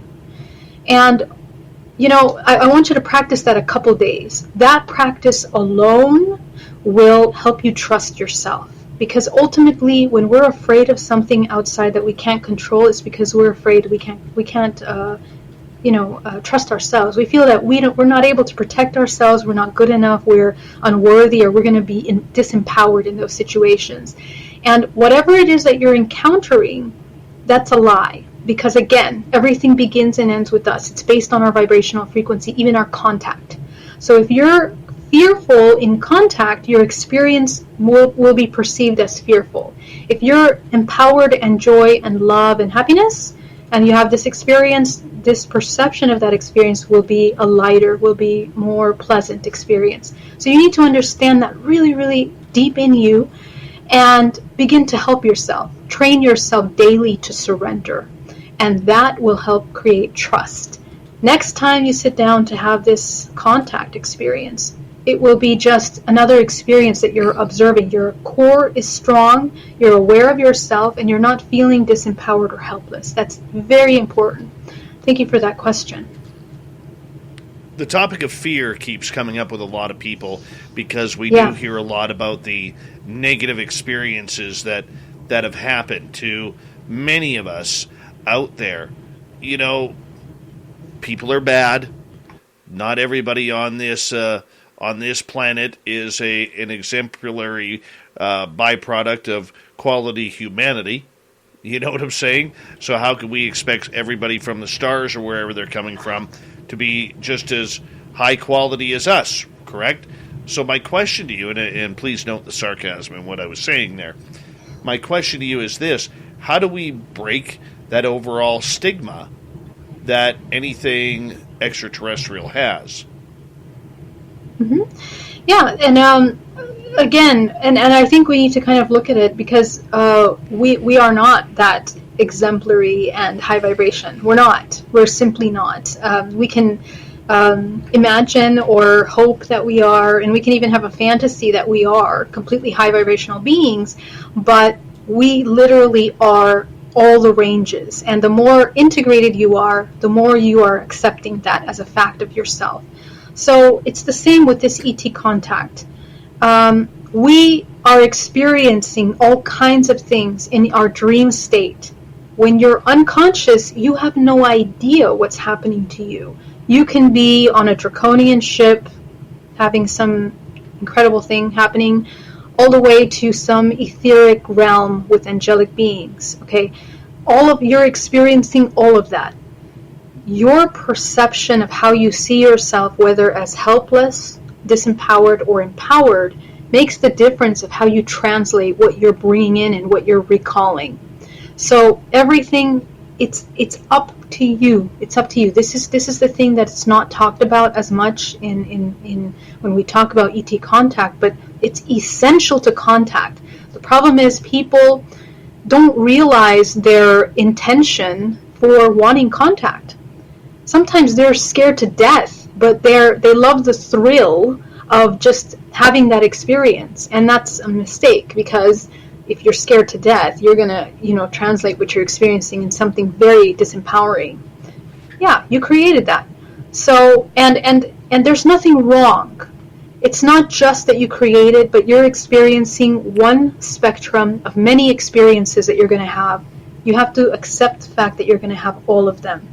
And that's a part of this ET contact that all humans have to learn to deal with when we're dealing with the non-physical, whether it's angels, ghosts, or ETs. We need to learn how to be in that unknown. How do we decipher what is happening to us if we don't understand the phenomena? So what's happening to us, the phenomena is a product of what's happening to us, right? So, for example, the phenomena itself is basically the non-physical. You're interacting with something that's non-physical. It's going to feel very physical. We're going to have physical side effects as a result of this experience. For some of us, everything from scars on the body, we are going to have that because we need to redefine what non-physical means. Non-physical doesn't mean it doesn't exist and you're imagining it. Non-physical means that it's happening on another dimension and it's affecting all dimensions from the physical to the highest level. So, how do we decipher that? Is that we need to first understand that this kind of contact experience, we're going to feel it in the physical, and it's important to reintegrate from that. So first, accepting the contact, understanding your intention, accepting what you're experiencing without judging what you're experiencing, and then having a willingness to explore beyond what you're experiencing, even if you judge it as something negative at the beginning. We need to move beyond that. It's just an experience. This is part of learning and growing. And you're a child, and you're raising your child.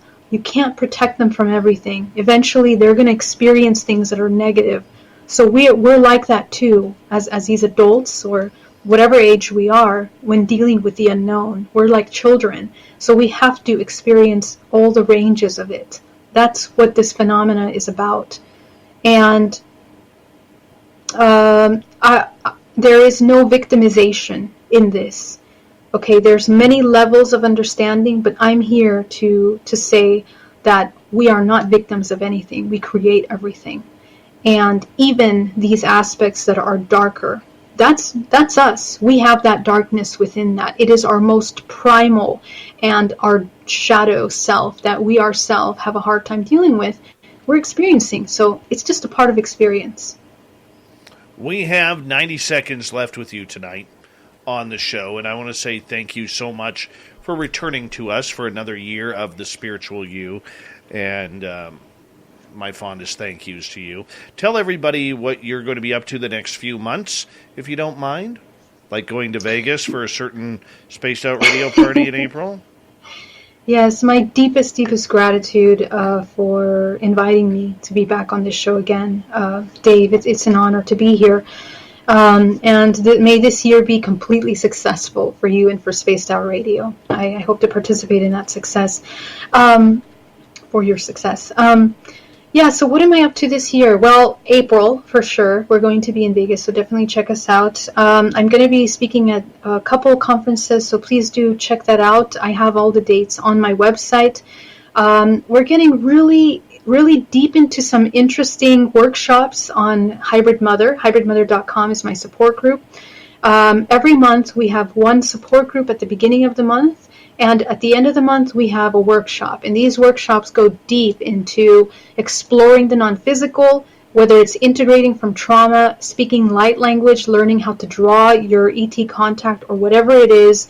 This is therapy to help you understand and integrate what you're experiencing. And we go very deep into that. It's so much fun. So definitely sign up for those classes. And if you'd like to get a hypnotherapy session with me, or work in DNA reprogramming, you can check out GeraldineOrozco.com, and it would be my pleasure to assist you. So I'm just honored to be here and happy to be of service. Thank you. Awesome. Geraldine Orozco. We'll be back next month to bring us our Zen and our Chi, making sure our chakras align.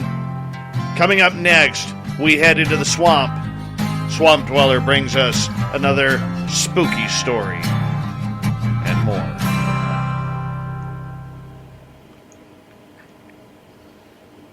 And we're clear. Oh, David, thank you so much for an amazing show as always. I love you too. I will see you soon. Have an amazing month. And bye to everybody. Much love to you guys in the chat. I am a big fan of the new hairdo. Very big fan. Oh, well, thank you. I'm so happy to hear that. Yes. Yeah. Oh. I'm a little jealous. It looks better than mine. Oh, No, my it does. gosh. Well, It maybe you does. need to flat iron yours. For I will just in Vegas. experimenting. I will in Vegas. Okay, I'll bring my flat iron then. Please do, because remember in San Francisco, I had to run out to get my hair flat ironed before the conference started. Yes! Now I'll do it for you. See? All right. Much love, my All friend. right. Much love. Take care. Bye. Bye-bye. You too. Love me some Geraldine Orozco. Love her. Hi, gorgeous Melissa Nicole. How are you? We're heading to the swamp next, people. I think I got all the tech issues out of the way.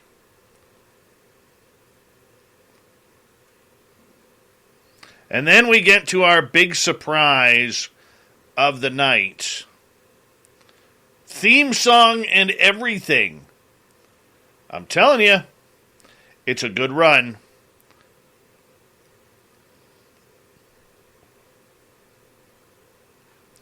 Let me tell you about something about Geraldine.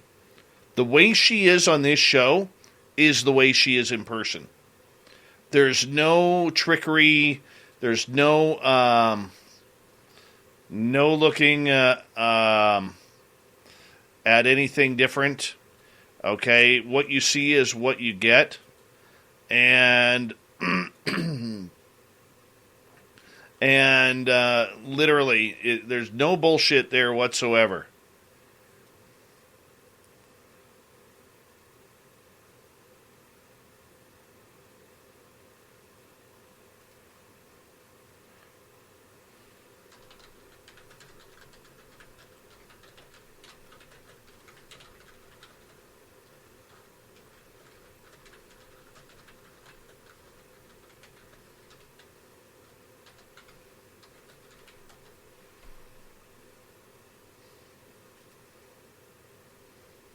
All right. Yeah, remember, if you're new, Geraldine is here the first Tuesday of every month.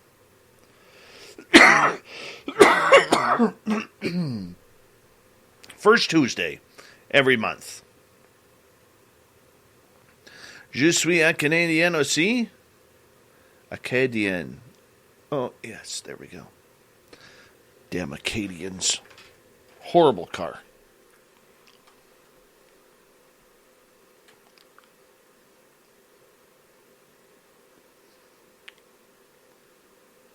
Geraldine is one of my favorites. Yeah. Do I want to crimp her wagon breath November 3rd? No. No. I mean, if it was the 80s, yes. Maybe even the early 2000s where it started to make a slim comeback. Maybe. Not now, though. Just a nice flat ironing.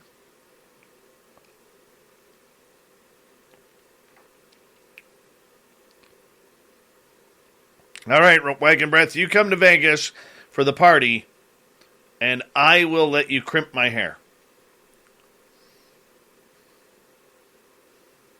I will let you crimp my hair.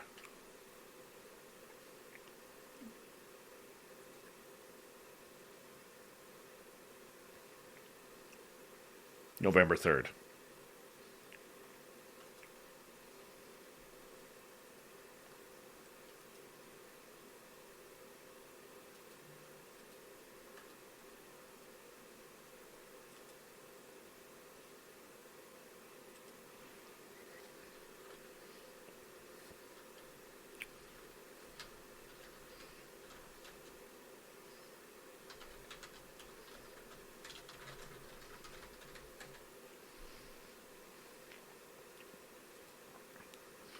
All right, let's see here.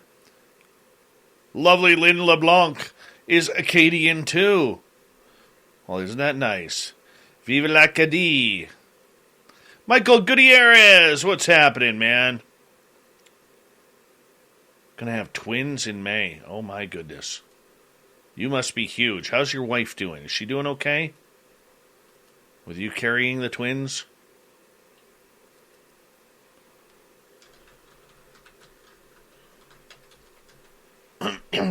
Don't forget, at the bottom of the hour, we have the Magic 8 Ball. It's going to be a gooder. Gonna be a gooder. Let's see here.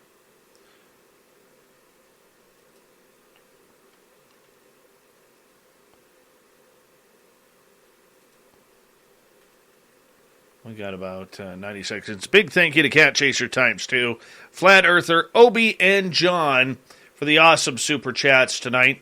Thank you so much. Really do appreciate that.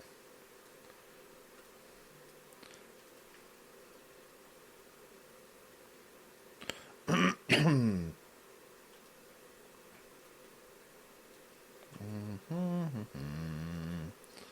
got time to grab one more here. All right, there we go.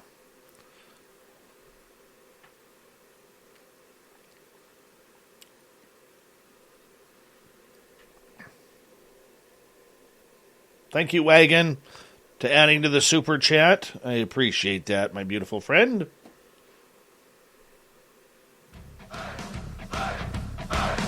Would you like to connect with us? Head to spacedoutradio.com for all your latest show info. Now, back to Dave Scott and SOR. Here we go with the third and final hour of Spaced Out Radio tonight.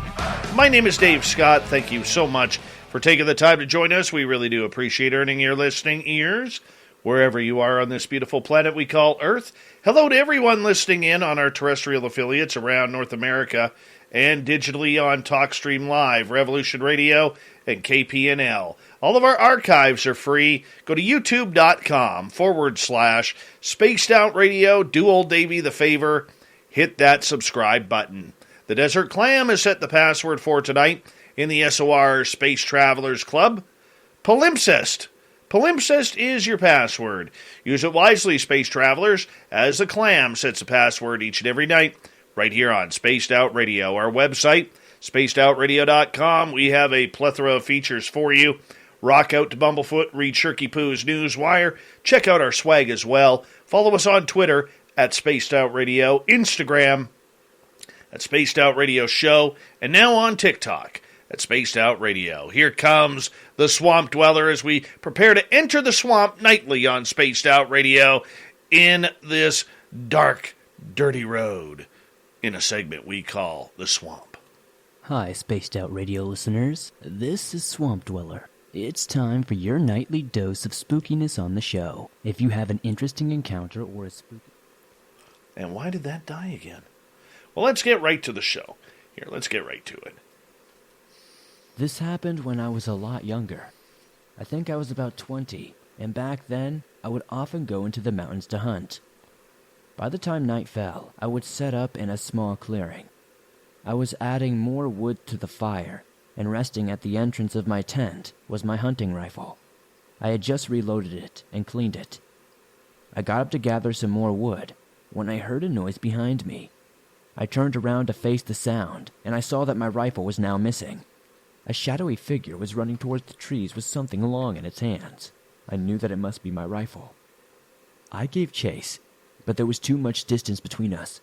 The shadowy figure slipped into the darkness of the forest. I have no idea why I chased him since he did have a gun, and I did not. The guy was dressed entirely in black, and whatever he was wearing looked like fur. For a moment, I thought that it might even be a human. The way it was running was kind of odd, though. It kind of leaned forward, with its arms seeming to be a little long. Whatever it was, it looked like it had lived out here in the mountains. It looked feral and far too big. I had no choice but to run back to my campsite. I felt incredibly uneasy. There were lots of my possessions lying around. He could have taken anything of value, but he didn't. He just took the gun. While I thought about that fact, a chill raced up my spine. I didn't know how much danger I was in at the time, and I was alone in the woods at night. There was a pitch black darkness all around me. Clouds had covered up the moon. There was no way that I was going to be able to sleep that night. I decided to extinguish the campfire. I didn't want to remind this guy of my location. I planned on getting out of the woods as soon as the sun began to rise. I didn't want to be out there walking around in the dark. I grabbed my hatchet, kept it in my hand, and waited for the morning to arrive. Thankfully, the night was uneventful and I was safe. At the first sight of morning, I quickly packed up all of my things and started back down the mountain. While I was heading down through the woods, I heard the explosive sound of splintering wood nearby. I saw a bullet hole in a dry tree trunk just a few inches away from me. I immediately thought about my missing gun and the events of last night. I got my head down low and just ran as fast as I could in a zigzagging motion. Like most people do, I had never had any experience running from a shooter like this, so I just hoped that this would slow them down or make me slightly harder to hit. I guess I was doing my best to imitate the prey I hunt when they run. I could hear the popping sound of my rifle echoing from behind me and the whizzing sounds of bullets flying through the trees. Honestly, I have never been so terrified in my life. Fortunately for me, the shooter wasn't very good at aiming. While running as fast as I could, I counted the number of shots which were coming my way. When it reached the number of bullets that I had loaded into the magazine, I basically collapsed on the forest ground. He should be out of bullets. The tension was unbearable. All I could hear was my own labored breaths. Then I silenced myself as an alarming thought crept into my mind. What if he was reloading? What if he had another weapon? I was exhausted, but I knew I couldn't take any risk. I needed to run again. Just as I was getting to my feet, I heard something heavy land next to me. It was my rifle. I looked at the barrel and it was bent. I just ran and hoped for the best. I managed to make it down the mountain and back to civilization. I haven't been hunting since. I totally fell out of love with it. Man, gotta love the Swamp Dweller. Gotta love him. That's what we do here on each and every night here on Spaced Out Radio. Bringing in our good friend Swamp Dweller, so make sure you head on over to his YouTube channel and hit that subscribe if you do not mind. We would greatly appreciate it. All right. We have a brand new feature for you here tonight on Spaced Out Radio, and we think you're going to enjoy it, both on the YouTube side and on the radio side. It's called Dave versus Dave.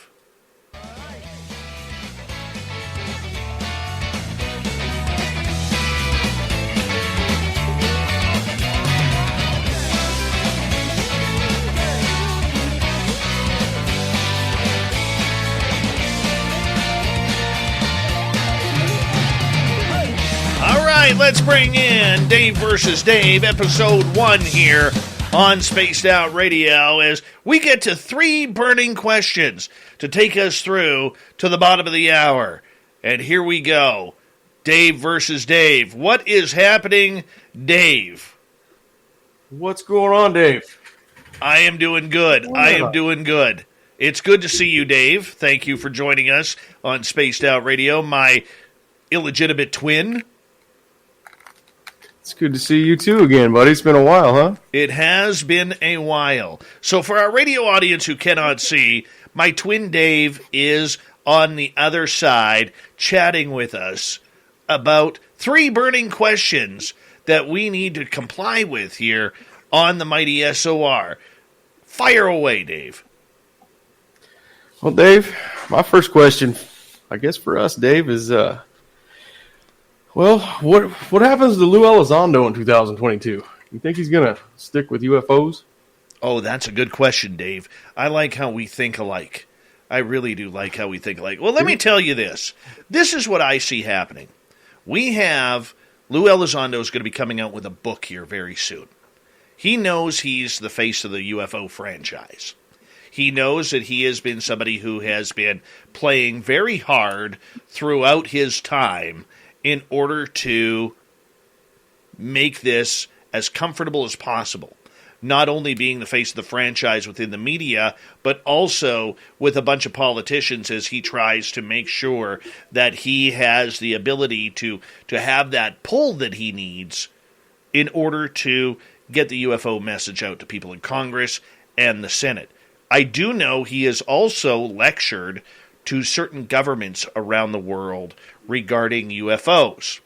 Now, heading into 2022, this is what I think is going to happen, Dave, and I'll get your opinion on this right afterwards. I think once his book comes out, he's going to do the book tour. But I think by July, we start to see Lou Elizondo fade away a little bit. I don't think he's comfortable in his position. I don't think that he wants to be here in his position. And I don't think he relatively likes his position. He knows what his role is. I think he's a patriot. But in the end, I really do believe, Dave, that Lou Elizondo starts to pull away from the UFO field and go more into the private life. Maybe still working behind the scenes, but not as much in front of the camera and in front of the microphone. What is your thoughts, Dave? Well, I'll give you maybe behind the scenes because he's in too far to stop now. He's in too deep to quit. He can't stop now. If he stops now, we might lose some information. Your signal is cracking up a little bit there. Oh, no. Is your cabin okay, Dave? Is your cabin okay? I'm not sure. Carl might be out the window. How's the snowfall? It's getting thick. It's getting thick if I'm losing my signal. All right. You have another burning question here. Yeah. Well, what's your biggest concern about ufology coming this year? What do you think is going to be coming for that this year? Well, this is what I think is going to happen in 2022. I think we're going to see this subject become very political.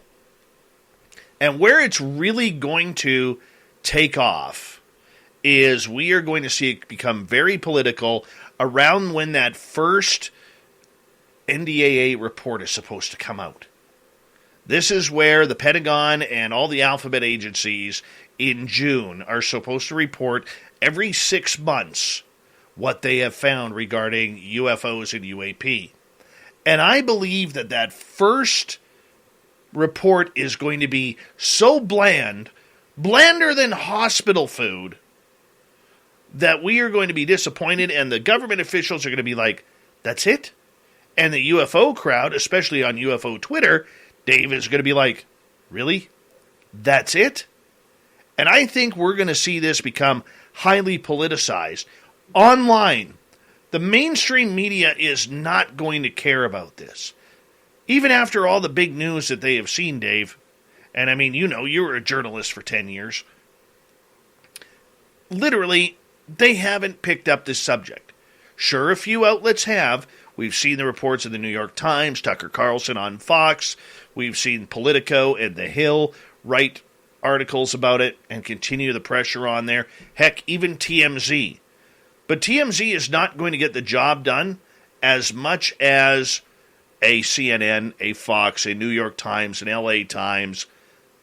And remember, it's really only been the New York Times that has been breaking these UFO stories. It hasn't been the Chicago Tribune. It hasn't been the Washington Herald. It hasn't been the LA Times. None of the other major newspapers haven't done it. They haven't dug in deep on this subject. So I think we're going to see this more politicized. It's all going to be about technology. I see another year where we are going to have a number of people going through this subject and saying, we need disclosure. But disclosure is not happening. It's not happening at all, Dave. Not happening at all. And I feel it's going to be a very disappointing year because we're not going to get any videos. I'd be surprised if we see another video on UFOs. We may get some grain. We may get some out of focus, Bigfoot that looks like, I don't know, Santa Claus flying through the sky on Christmas Eve. But I don't think we are going to get into anything major, and I think this is how they start to shut down the public's knowledge on this. I think the United States military has got egg on their faces regarding this subject. They don't like that. They like to be the premier force of the world and of their country. There's a lot of bragging rights that go along with that. And I just do not see, Dave, this pushing any further. How are you feeling on it? I'm going to have to agree with us on that one, Dave. 100%. We're not going to see no more pictures like we have seen in the past. That's not coming no more. No. Why would they? There's enough people that are seeing stuff and taking pictures that are putting them out there that they're not going to be willingly showing us any more stuff. That's how I feel. You're absolutely right on that, Dave. Your brilliancy is exceptional tonight. Exceptional. And the fact that you have the ability, dude, to be able to pick that out, that the government doesn't want any more videos released. That's why we're not getting any. Sure, Jeremy Corbell had his little run of videos there for last summer. But I don't think we're getting anything more, man. I don't think we're getting anything more, and I agree with you on that, because they really, really, Dave, do not want this going public. Any more questions you have for me tonight? Well, maybe one more. All right. I know you don't talk a lot about the paranormal, but what excites you right now about it? If you had to pick something right now on the paranormal, what excites you about it? Well, I'm going to tell you this, because usually I ride the paranormal pretty hard. I don't really like it. I think it's a field that is made up of mainly a bunch of people wanting to have fun. I don't think, like when somebody comes up to me and says they're a serious paranormal investigator, I almost want to laugh. I do. And I feel bad in saying that, but it's like soccer. I don't take it seriously. How can you take it seriously? Sure, there are those that you literally take, you take their word for it. Ross Allison, Jacob Rice, a Merle, David Weatherly, people along that ilk. But for the most part, I mean, look at the world out there. If you're listening in and you know something about the paranormal, 95% of the people are there for the thrill. They just talk big and talk tough. They're like the soccer player who, shoves somebody down and thinks he's going to absolutely brawl now. Like, come on. Or a fight in basketball. There are certain things that just shouldn't happen in this world. It's embarrassing. Most of the paranormal is like that as well. But I'll tell you where I have hope. This is where I have hope. And Dave, maybe you'll agree with me. Maybe you'll expand my knowledge on Dave versus Dave. But I think that the paranormal is going to win two ways this year. Number one, I think that a lot of people are realizing that this is fun. Going out looking for ghosts is a blast. It is something that you can do as a hobby if you have an interest, and you don't need to worry about the television shows, or you don't need to put your group together and make it the biggest, baddest team on this side of the train tracks. You don't need that.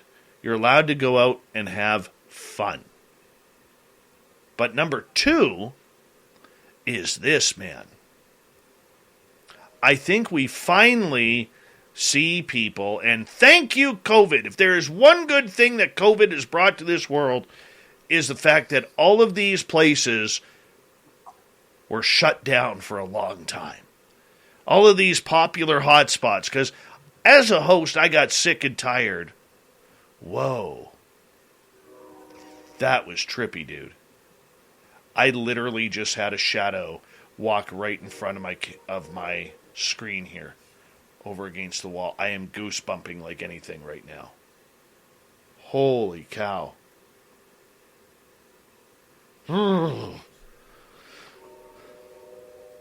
See what I mean by the train tracks? You're on that side, Dave.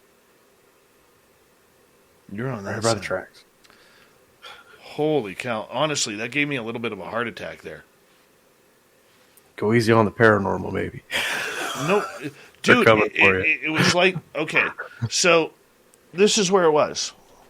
So, right against, on my back wall of my studio, I got like a mini green screen made out of paper. And there's a desk there. Mm-hmm. And right by that's my son's desk. And right by my son's desk, there is a gnome there with a Christmas hat on.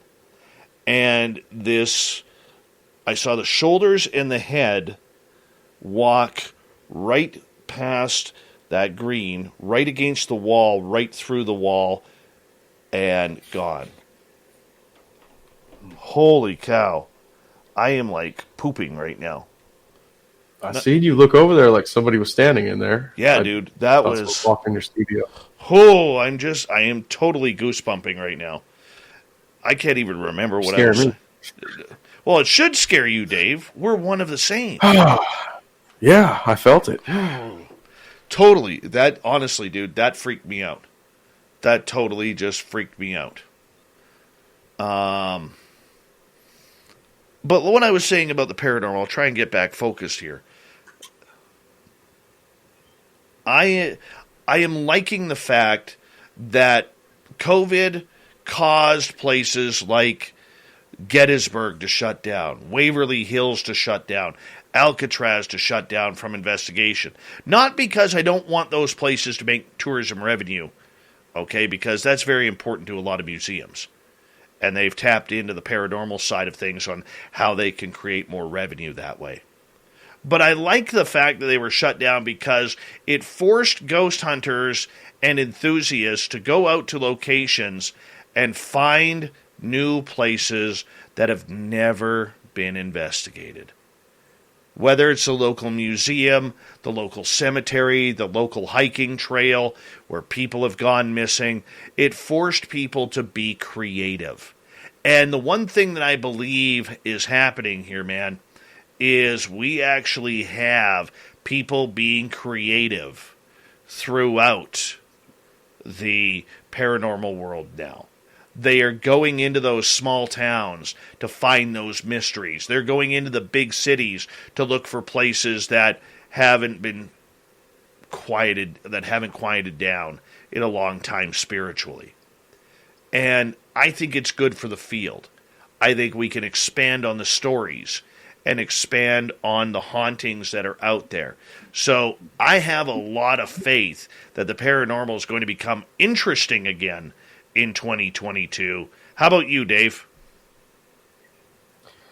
Yeah, I think you're right. With all the popular stuff closing down, we also get to see a lot more of the stuff that we've never seen before. Instead of stuff we're seeing over and over again that's investigated by different paranormal teams, it's still the same stuff.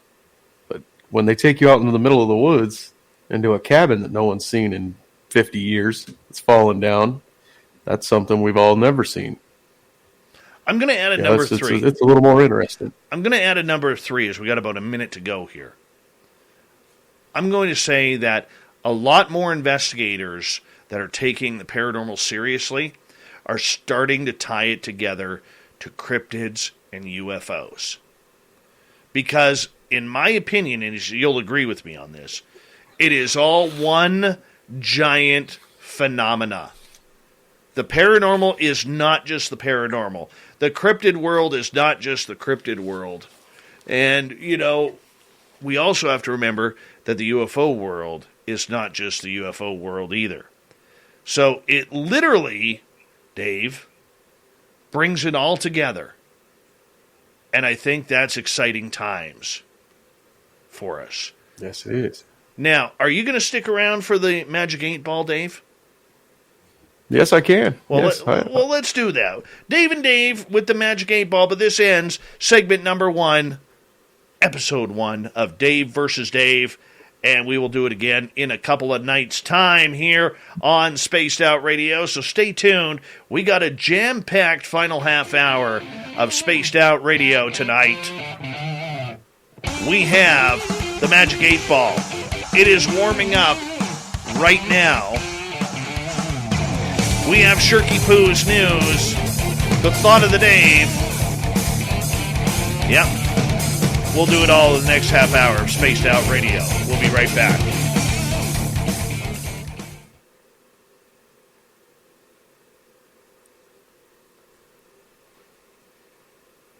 That was awesome.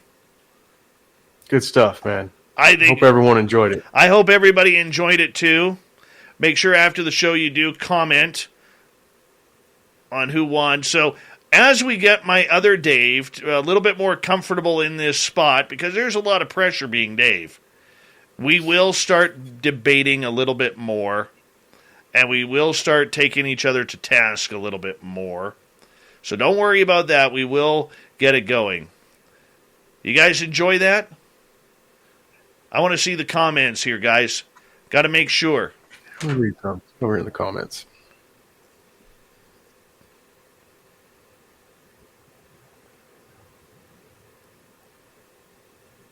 It's a beautiful thing. I think it's a win, Dave. Well, all right. I think it's a win. Dave to Dave woo. I agree with it. I agree with it. We will be doing this twice a week, everyone. Twice a week on Tuesdays and Thursdays. Yes, sir. Yeah, it's going to be fun, Dave. Is that Chad Smith messaging you there? I bet you it is. I can hear something going on. Oh, it's Chad Smith. Guaranteed it's Chad Smith. Let's see. No. No? Nope. Big Willie even stayed up for you. He doesn't give a shit about me. He gives a shit about you, Dave.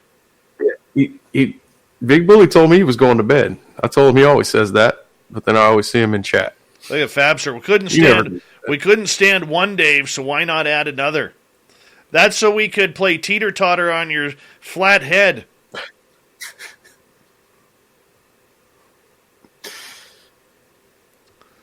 Hold on. This is awesome. Had to step away to help Hub, so I missed a lot. Who figured out that Sonny would look exactly like Dave dressed up? Who is that beautiful genius? I must know. That is Dave. Who's Sonny? No idea who this Sonny person is. Dave came up with we're both Dave, guys. There's no Sonny here. Michael. I am Chad Smith sometimes. You are Chad Smith. I am Chad Smith. Knight Rider, how you doing? Sensational Sammy, nice to see you. That is a nice shirt. Thank you.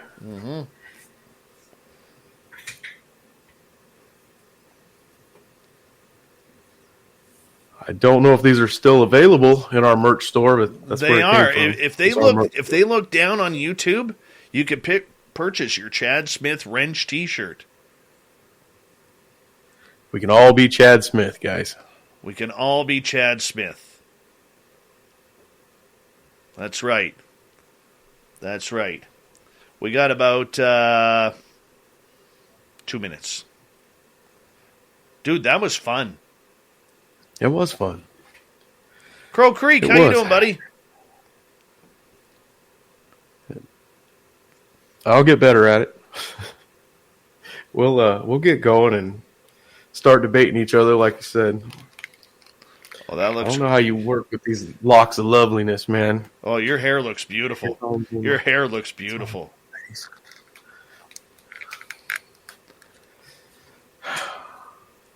You realize the pressure's on for you to come to Vegas now. Oh man, I'm planning on going to Vegas. I'm saving. Yeah, so am I. So am I. God, that's funny. That is. Yeah. Well,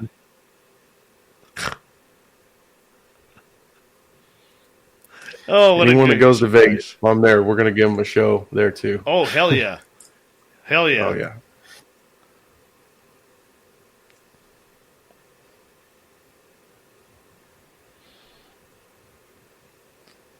For some reason, Sunsaver keeps calling you Sonny. Now, I know a Sonny. Where is Sonny? Yeah, he's at Paranormal Chop Shop. That's a good channel. He's a Him good and guy. Chad Good Smith channel. kill it over there. Yeah. He's a good guy, Yeah. good channel. You know, but I've never met him. Only talked to him on his show a couple of times. Yeah, I met him, but he's a good guy. I Seen heard the show. Me too, man. Me too. All right, let's do this. Thank you, Wagon Breath, Flat Earther, Cat Chaser Times 2, Obie and John. Here we go.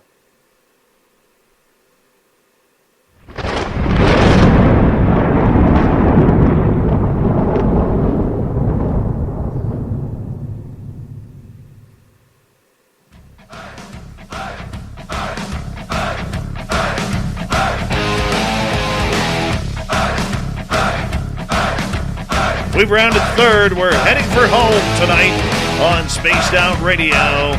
My name is Dave Scott. Thank you so much for joining us. We really do appreciate you tuning us on in. Want to remind you that if you missed most of this show or others, check out our free archives by going to youtube.com/Spaced Out Radio. Do old Davey the favor, hit that subscribe button. Our website is spacedoutradio.com. We have a plethora of features for you. Rock out to Bumblefoot, read Shirky Poo's Newswire, check out our swag as well. Follow us on Twitter at Spaced Out Radio, Instagram at Spaced Out Radio Show, and now on TikTok at Spaced Out Radio. We continue on with the show tonight. We got the Magic 8 Ball warming up, and I know many of you love the Magic 8 Ball as we go a little psychic on all of you, because that's the way we do it around here. Magic 8 Ball never tells a lie. Sometimes a little crass, sometimes a little real, and sometimes a little snarky. But it's always the truth. We're going to start off with Cat Chaser here. Magic 8 Ball. Will anyone from SOR hit a jackpot during the Vegas trip? Shake it on up here. The answer is sensors read no. Ooh. Now, there might be a little victory here and there for some people, but I don't think anybody's going to hit $1 million or 100,000 or 10,000. Maybe a couple $100 here and there, but nothing big. What does your intuition say, Dave? Dave, I think we might be in trouble. Last time we were in Vegas, we came home $6,000 richer. That's I'll guarantee you Vegas wants their money back. Oh, my goodness. Oh, my goodness. That sounds dangerous. So, in other words, we're going to stay away from the slot machines. We're going to stay away from the poker tables. It's them blackjack tables. All right, let's go to put a hit out on us. Let's go to Troy. Will Dave win big in Vegas by betting $20 on 19 red? Don't count on it. Oh, do you see a pattern here? 2 in a row? Don't count on it. I don't get it, man. That ain't good. That's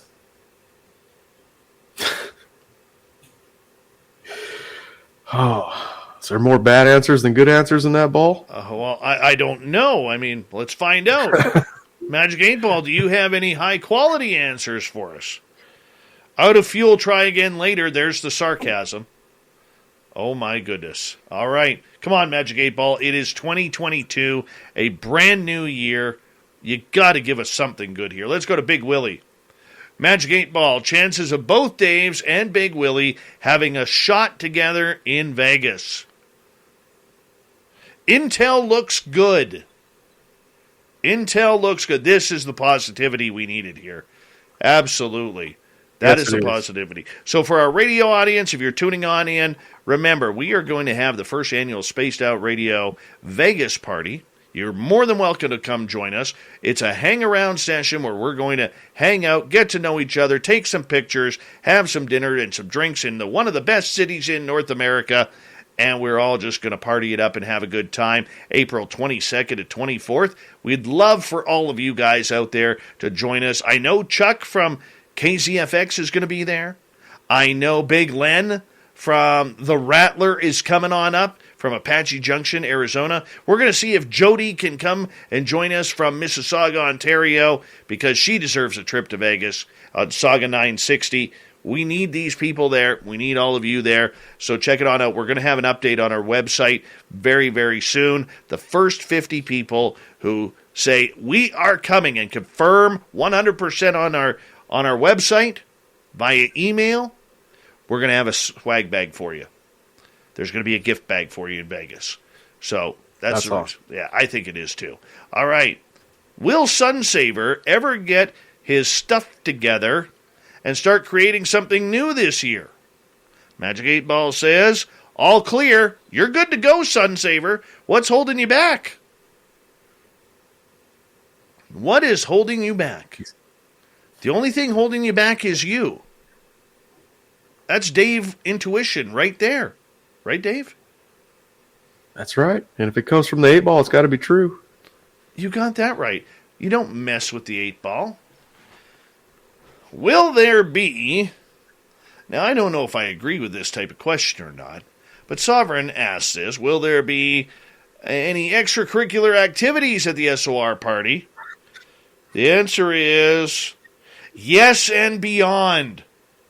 Yes and beyond. So apparently, this is going to turn into a very wild party.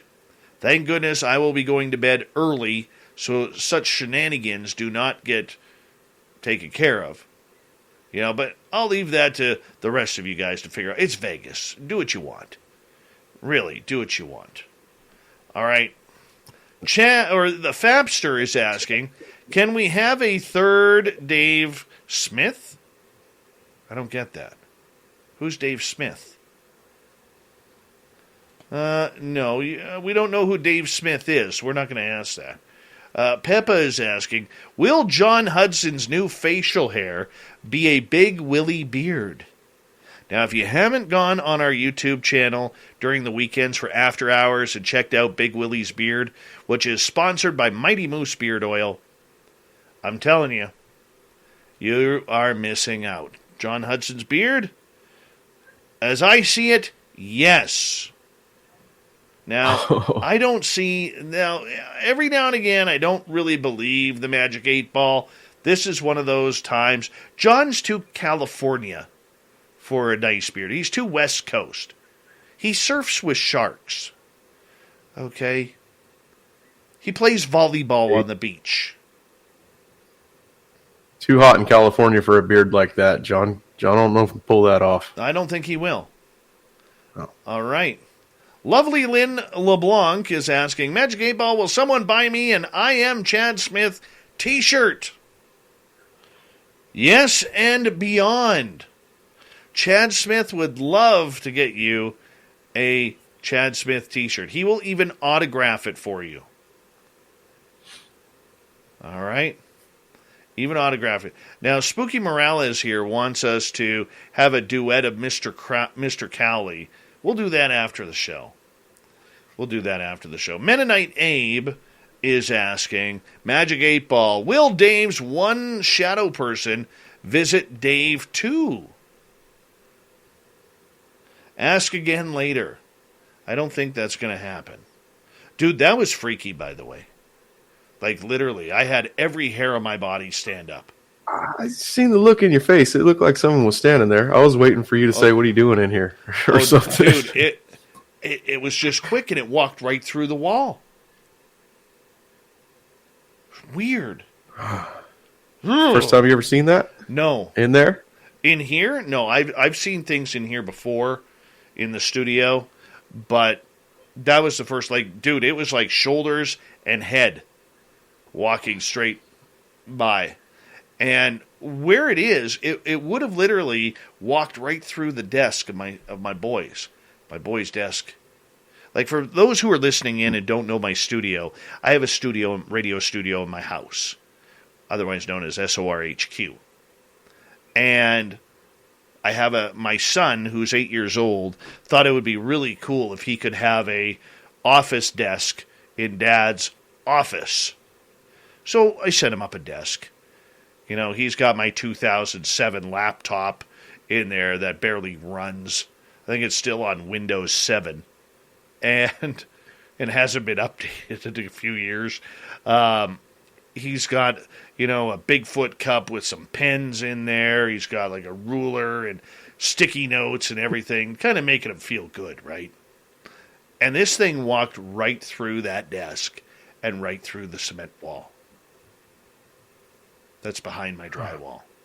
That is freaky. All right. Let's see the answer to that one, by the way. Magic 8-Ball, will Dave 1 shadow person visit Dave 2? Don't count on it. You're good, Dave 2. You are good. All right, let's move on here. Good. Is the shadow room or shadow gnome inside Dave's room causing electronic failures? This from Sovereign. It is decidedly so. The gnomes are acting up. That's what destroyed our control board. Yes. It was terrible when the gnomes destroyed the $2,500 paperweight now. Mm-hmm. All right. Troy is asking Magic 8 Ball, are wives going to Vegas too? I hope so. Signs point to yes. You want to bring your spouse to Vegas? Your partner? Bring them. More the merrier. All right. If Fab goes to Vegas, according to Peppa, will the TSA make him check his head into the baggage claim? Good question. You may rely on it. Fab's head is getting checked. Definitely. Definitely getting checked. All right. Nikki wants to know, will the PsyOps finally quit pestering her? My sources say no, Nikki. They want more. And they will get more. All right. Nicola, will 2022 be a better year for Nicola rather than 2021? It is decidedly so. There's some good positivity. Absolutely, you're going to have a fantastic year. Absolutely, Nicola. Let's put the energy into positivity there. All right. D. Swagger wants to know, the Simpsons predicted the rapture would come this April. Are they right again? The Simpsons, Dave, have been very good at predicting. They really have. Yep. The answer is, my sources say no. Not on this one. They are not right. That's straight from the spirit realm there of Magic 8 Ball, so you got to go with that. Let's see if we have any more questions in our audience here, because we are getting close to that time where we have to start winding it on down. All right. The Michael Leger is asking, where is it here? Will Dave number 2's hair ever look as good as Dave number 1? What are you talking about? You have beautiful hair, Dave. Yeah, it's just a little shoved back behind the microphones.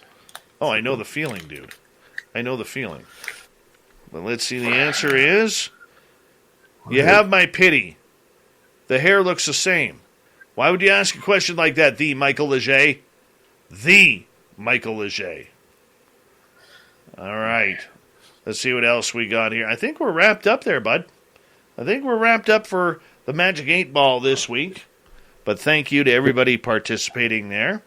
You know, because we do have to get to Shirky Poo's news. And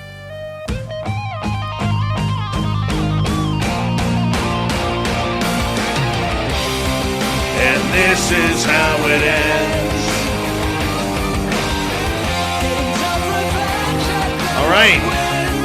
A time traveler who says they're from the year 2714 has told the world to prepare itself for 3 major events coming up in 2022, including a warning about everyone's favorite topic, COVID. Of course, many people purporting to be time travelers rarely have any straightforward, breezy premonitions for our future. They usually tend to favor the grandeur of the doom and gloom, whether we like it or not. They could tell us that your roast potato game will peak sometime around March, when you serve up the fluffiest, crispiest spuds you've ever made, or that at the end of October you'll be treating yourself to a new washing machine. But no, of course not. We have to focus on the negative. Arguably, there's not much TikTok content to be made from that, so instead, getting predictions about human chimp babies and a new COVID strains, yes. So, self-proclaimed time traveler Ari Yermani shared a video for 2022 writing, there is a lot you need to know. In the clip, and Thin Lizzy, we may want to poke ourselves on this one for TikTok, for our TikTok channel. All right. At Aesthetic Time Warper. At Aesthetic Time Warper. If you want to play along on TikTok. All right. I'll highlight that and post that in our chat room. Oh my goodness, where'd it go? Fine. There it is. There it is. 1 second here. I'm still new to this whole internet thing. I've only been using it for about 25 years or so. But that's okay. I'm still new. Still new. Anyways, this dude claims to be a time traveler. In a TikTok clip says, I have been thought of as a fake time traveler for too long. So remember these 3 major dates in early 2022. They proceed to list 3 predictions for the coming year, including the discovery of a sea creature that's even larger than a blue whale. Megalodon. Here it comes. Megalodon's real. Or the Kraken, one of the two. They explain that on March 11th, the first human has a child with a chimpanzee. It can talk and has mixed features. April 19th, right before the Vegas party, a new COVID strain called Omega emerges, 5 times worse than all other versions. Then on September 17th, the largest creature is discovered in the ocean called the Serene Croyne, over 4 times the size of a blue whale. Now, I'm not entirely sure if September counts as early 2022, but we can ignore that. As for the predictions themselves, it seems not everyone was entirely convinced, commenting that say that they just found the video very funny, and yeah, this guy obviously not a time traveler. Now, here's an interesting one here. This true story here. Do not laugh, people. Do not laugh. A former 90 Day Fiancé star who made a staggering £38,000 a week in British money for selling her farts in a jar has revealed she has been rushed to hospital. Stephanie Motto recently shed light on her unusual stream of income, explaining how she utilized her 260,000-strong following as her customer base to sell her pungent product. And it sells for about $1,000 American a jar. At one point, demand was so high for Stephanie's flatulence that she was producing up to 50 jars worth of farts a week. However, she may have squeezed one a little too tightly, as the reality star actually was injured by this. I think she's got hemorrhoids, personally. She made a hospital dash. She said, I thought I was having a stroke, and these were my final moments. I was overdoing it. The 31-year-old recalled how she consumed 3 protein shakes and a huge bowl of black bean soup in one day before feeling that something wasn't right with a pressure in her stomach that moved upwards throughout her body. It was quite hard to breathe, and every time I tried to breathe, I'd feel a pinching sensation around my heart. Honey, you don't need a doctor, you need a toilet. And that, of course, made her anxiety escalate. She actually called up a friend saying, could you come over and drive me to the hospital because I think I'm experiencing a heart attack. Stephanie, who hails from Connecticut, arrived at the hospital later that evening but didn't tell the doctors about her unique career, only that changes were made to her diet. It was made very clear that I was not experiencing a stroke or a heart attack, but very intense gas pains. Yeah. So, what has she done? She's retired. This scared her. This scared her right out of her ass. It scared her. All right? She's retired from selling farts in a jar, a relief to her family, but she has managed to find another unique way of making money from her followers. Yeah, they will no longer be able to have a physical fart jar of Stephanie's gas, but they will be able to purchase them as digital artworks on blockchain. My goodness, this lady is a marketing genius.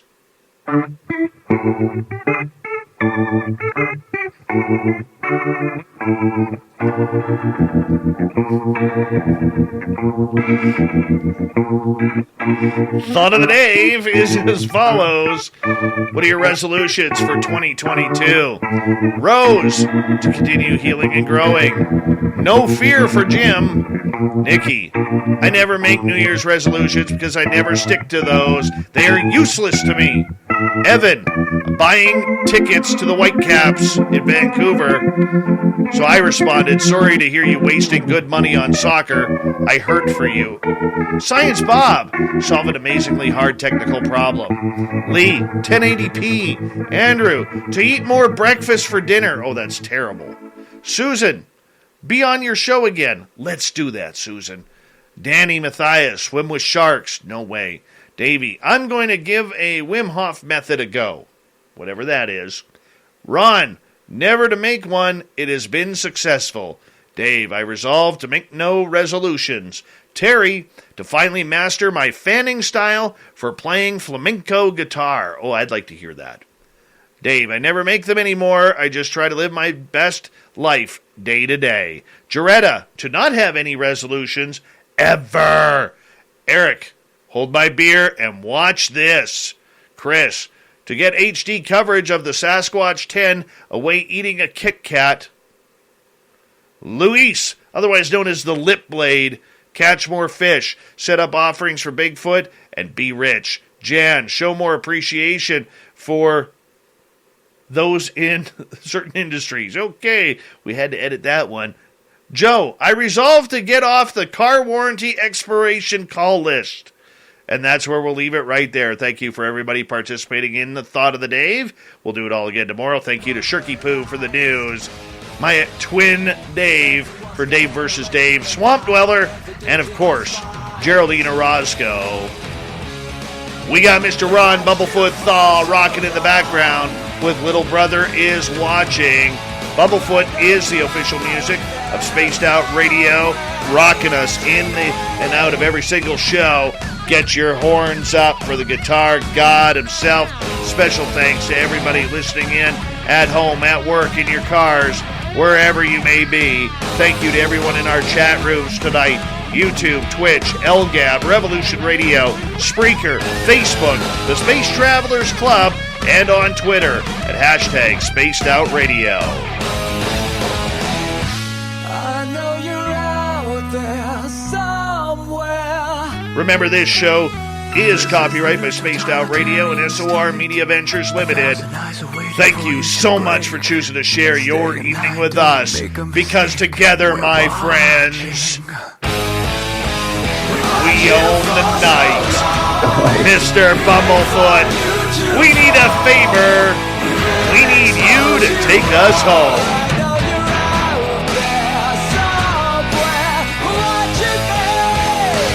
Yes, the Woo Train has docked for the night. But soon, my friends, we shall ride again.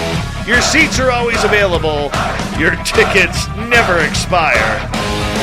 And if you want to bring a friend, we've got room for them too. Good night.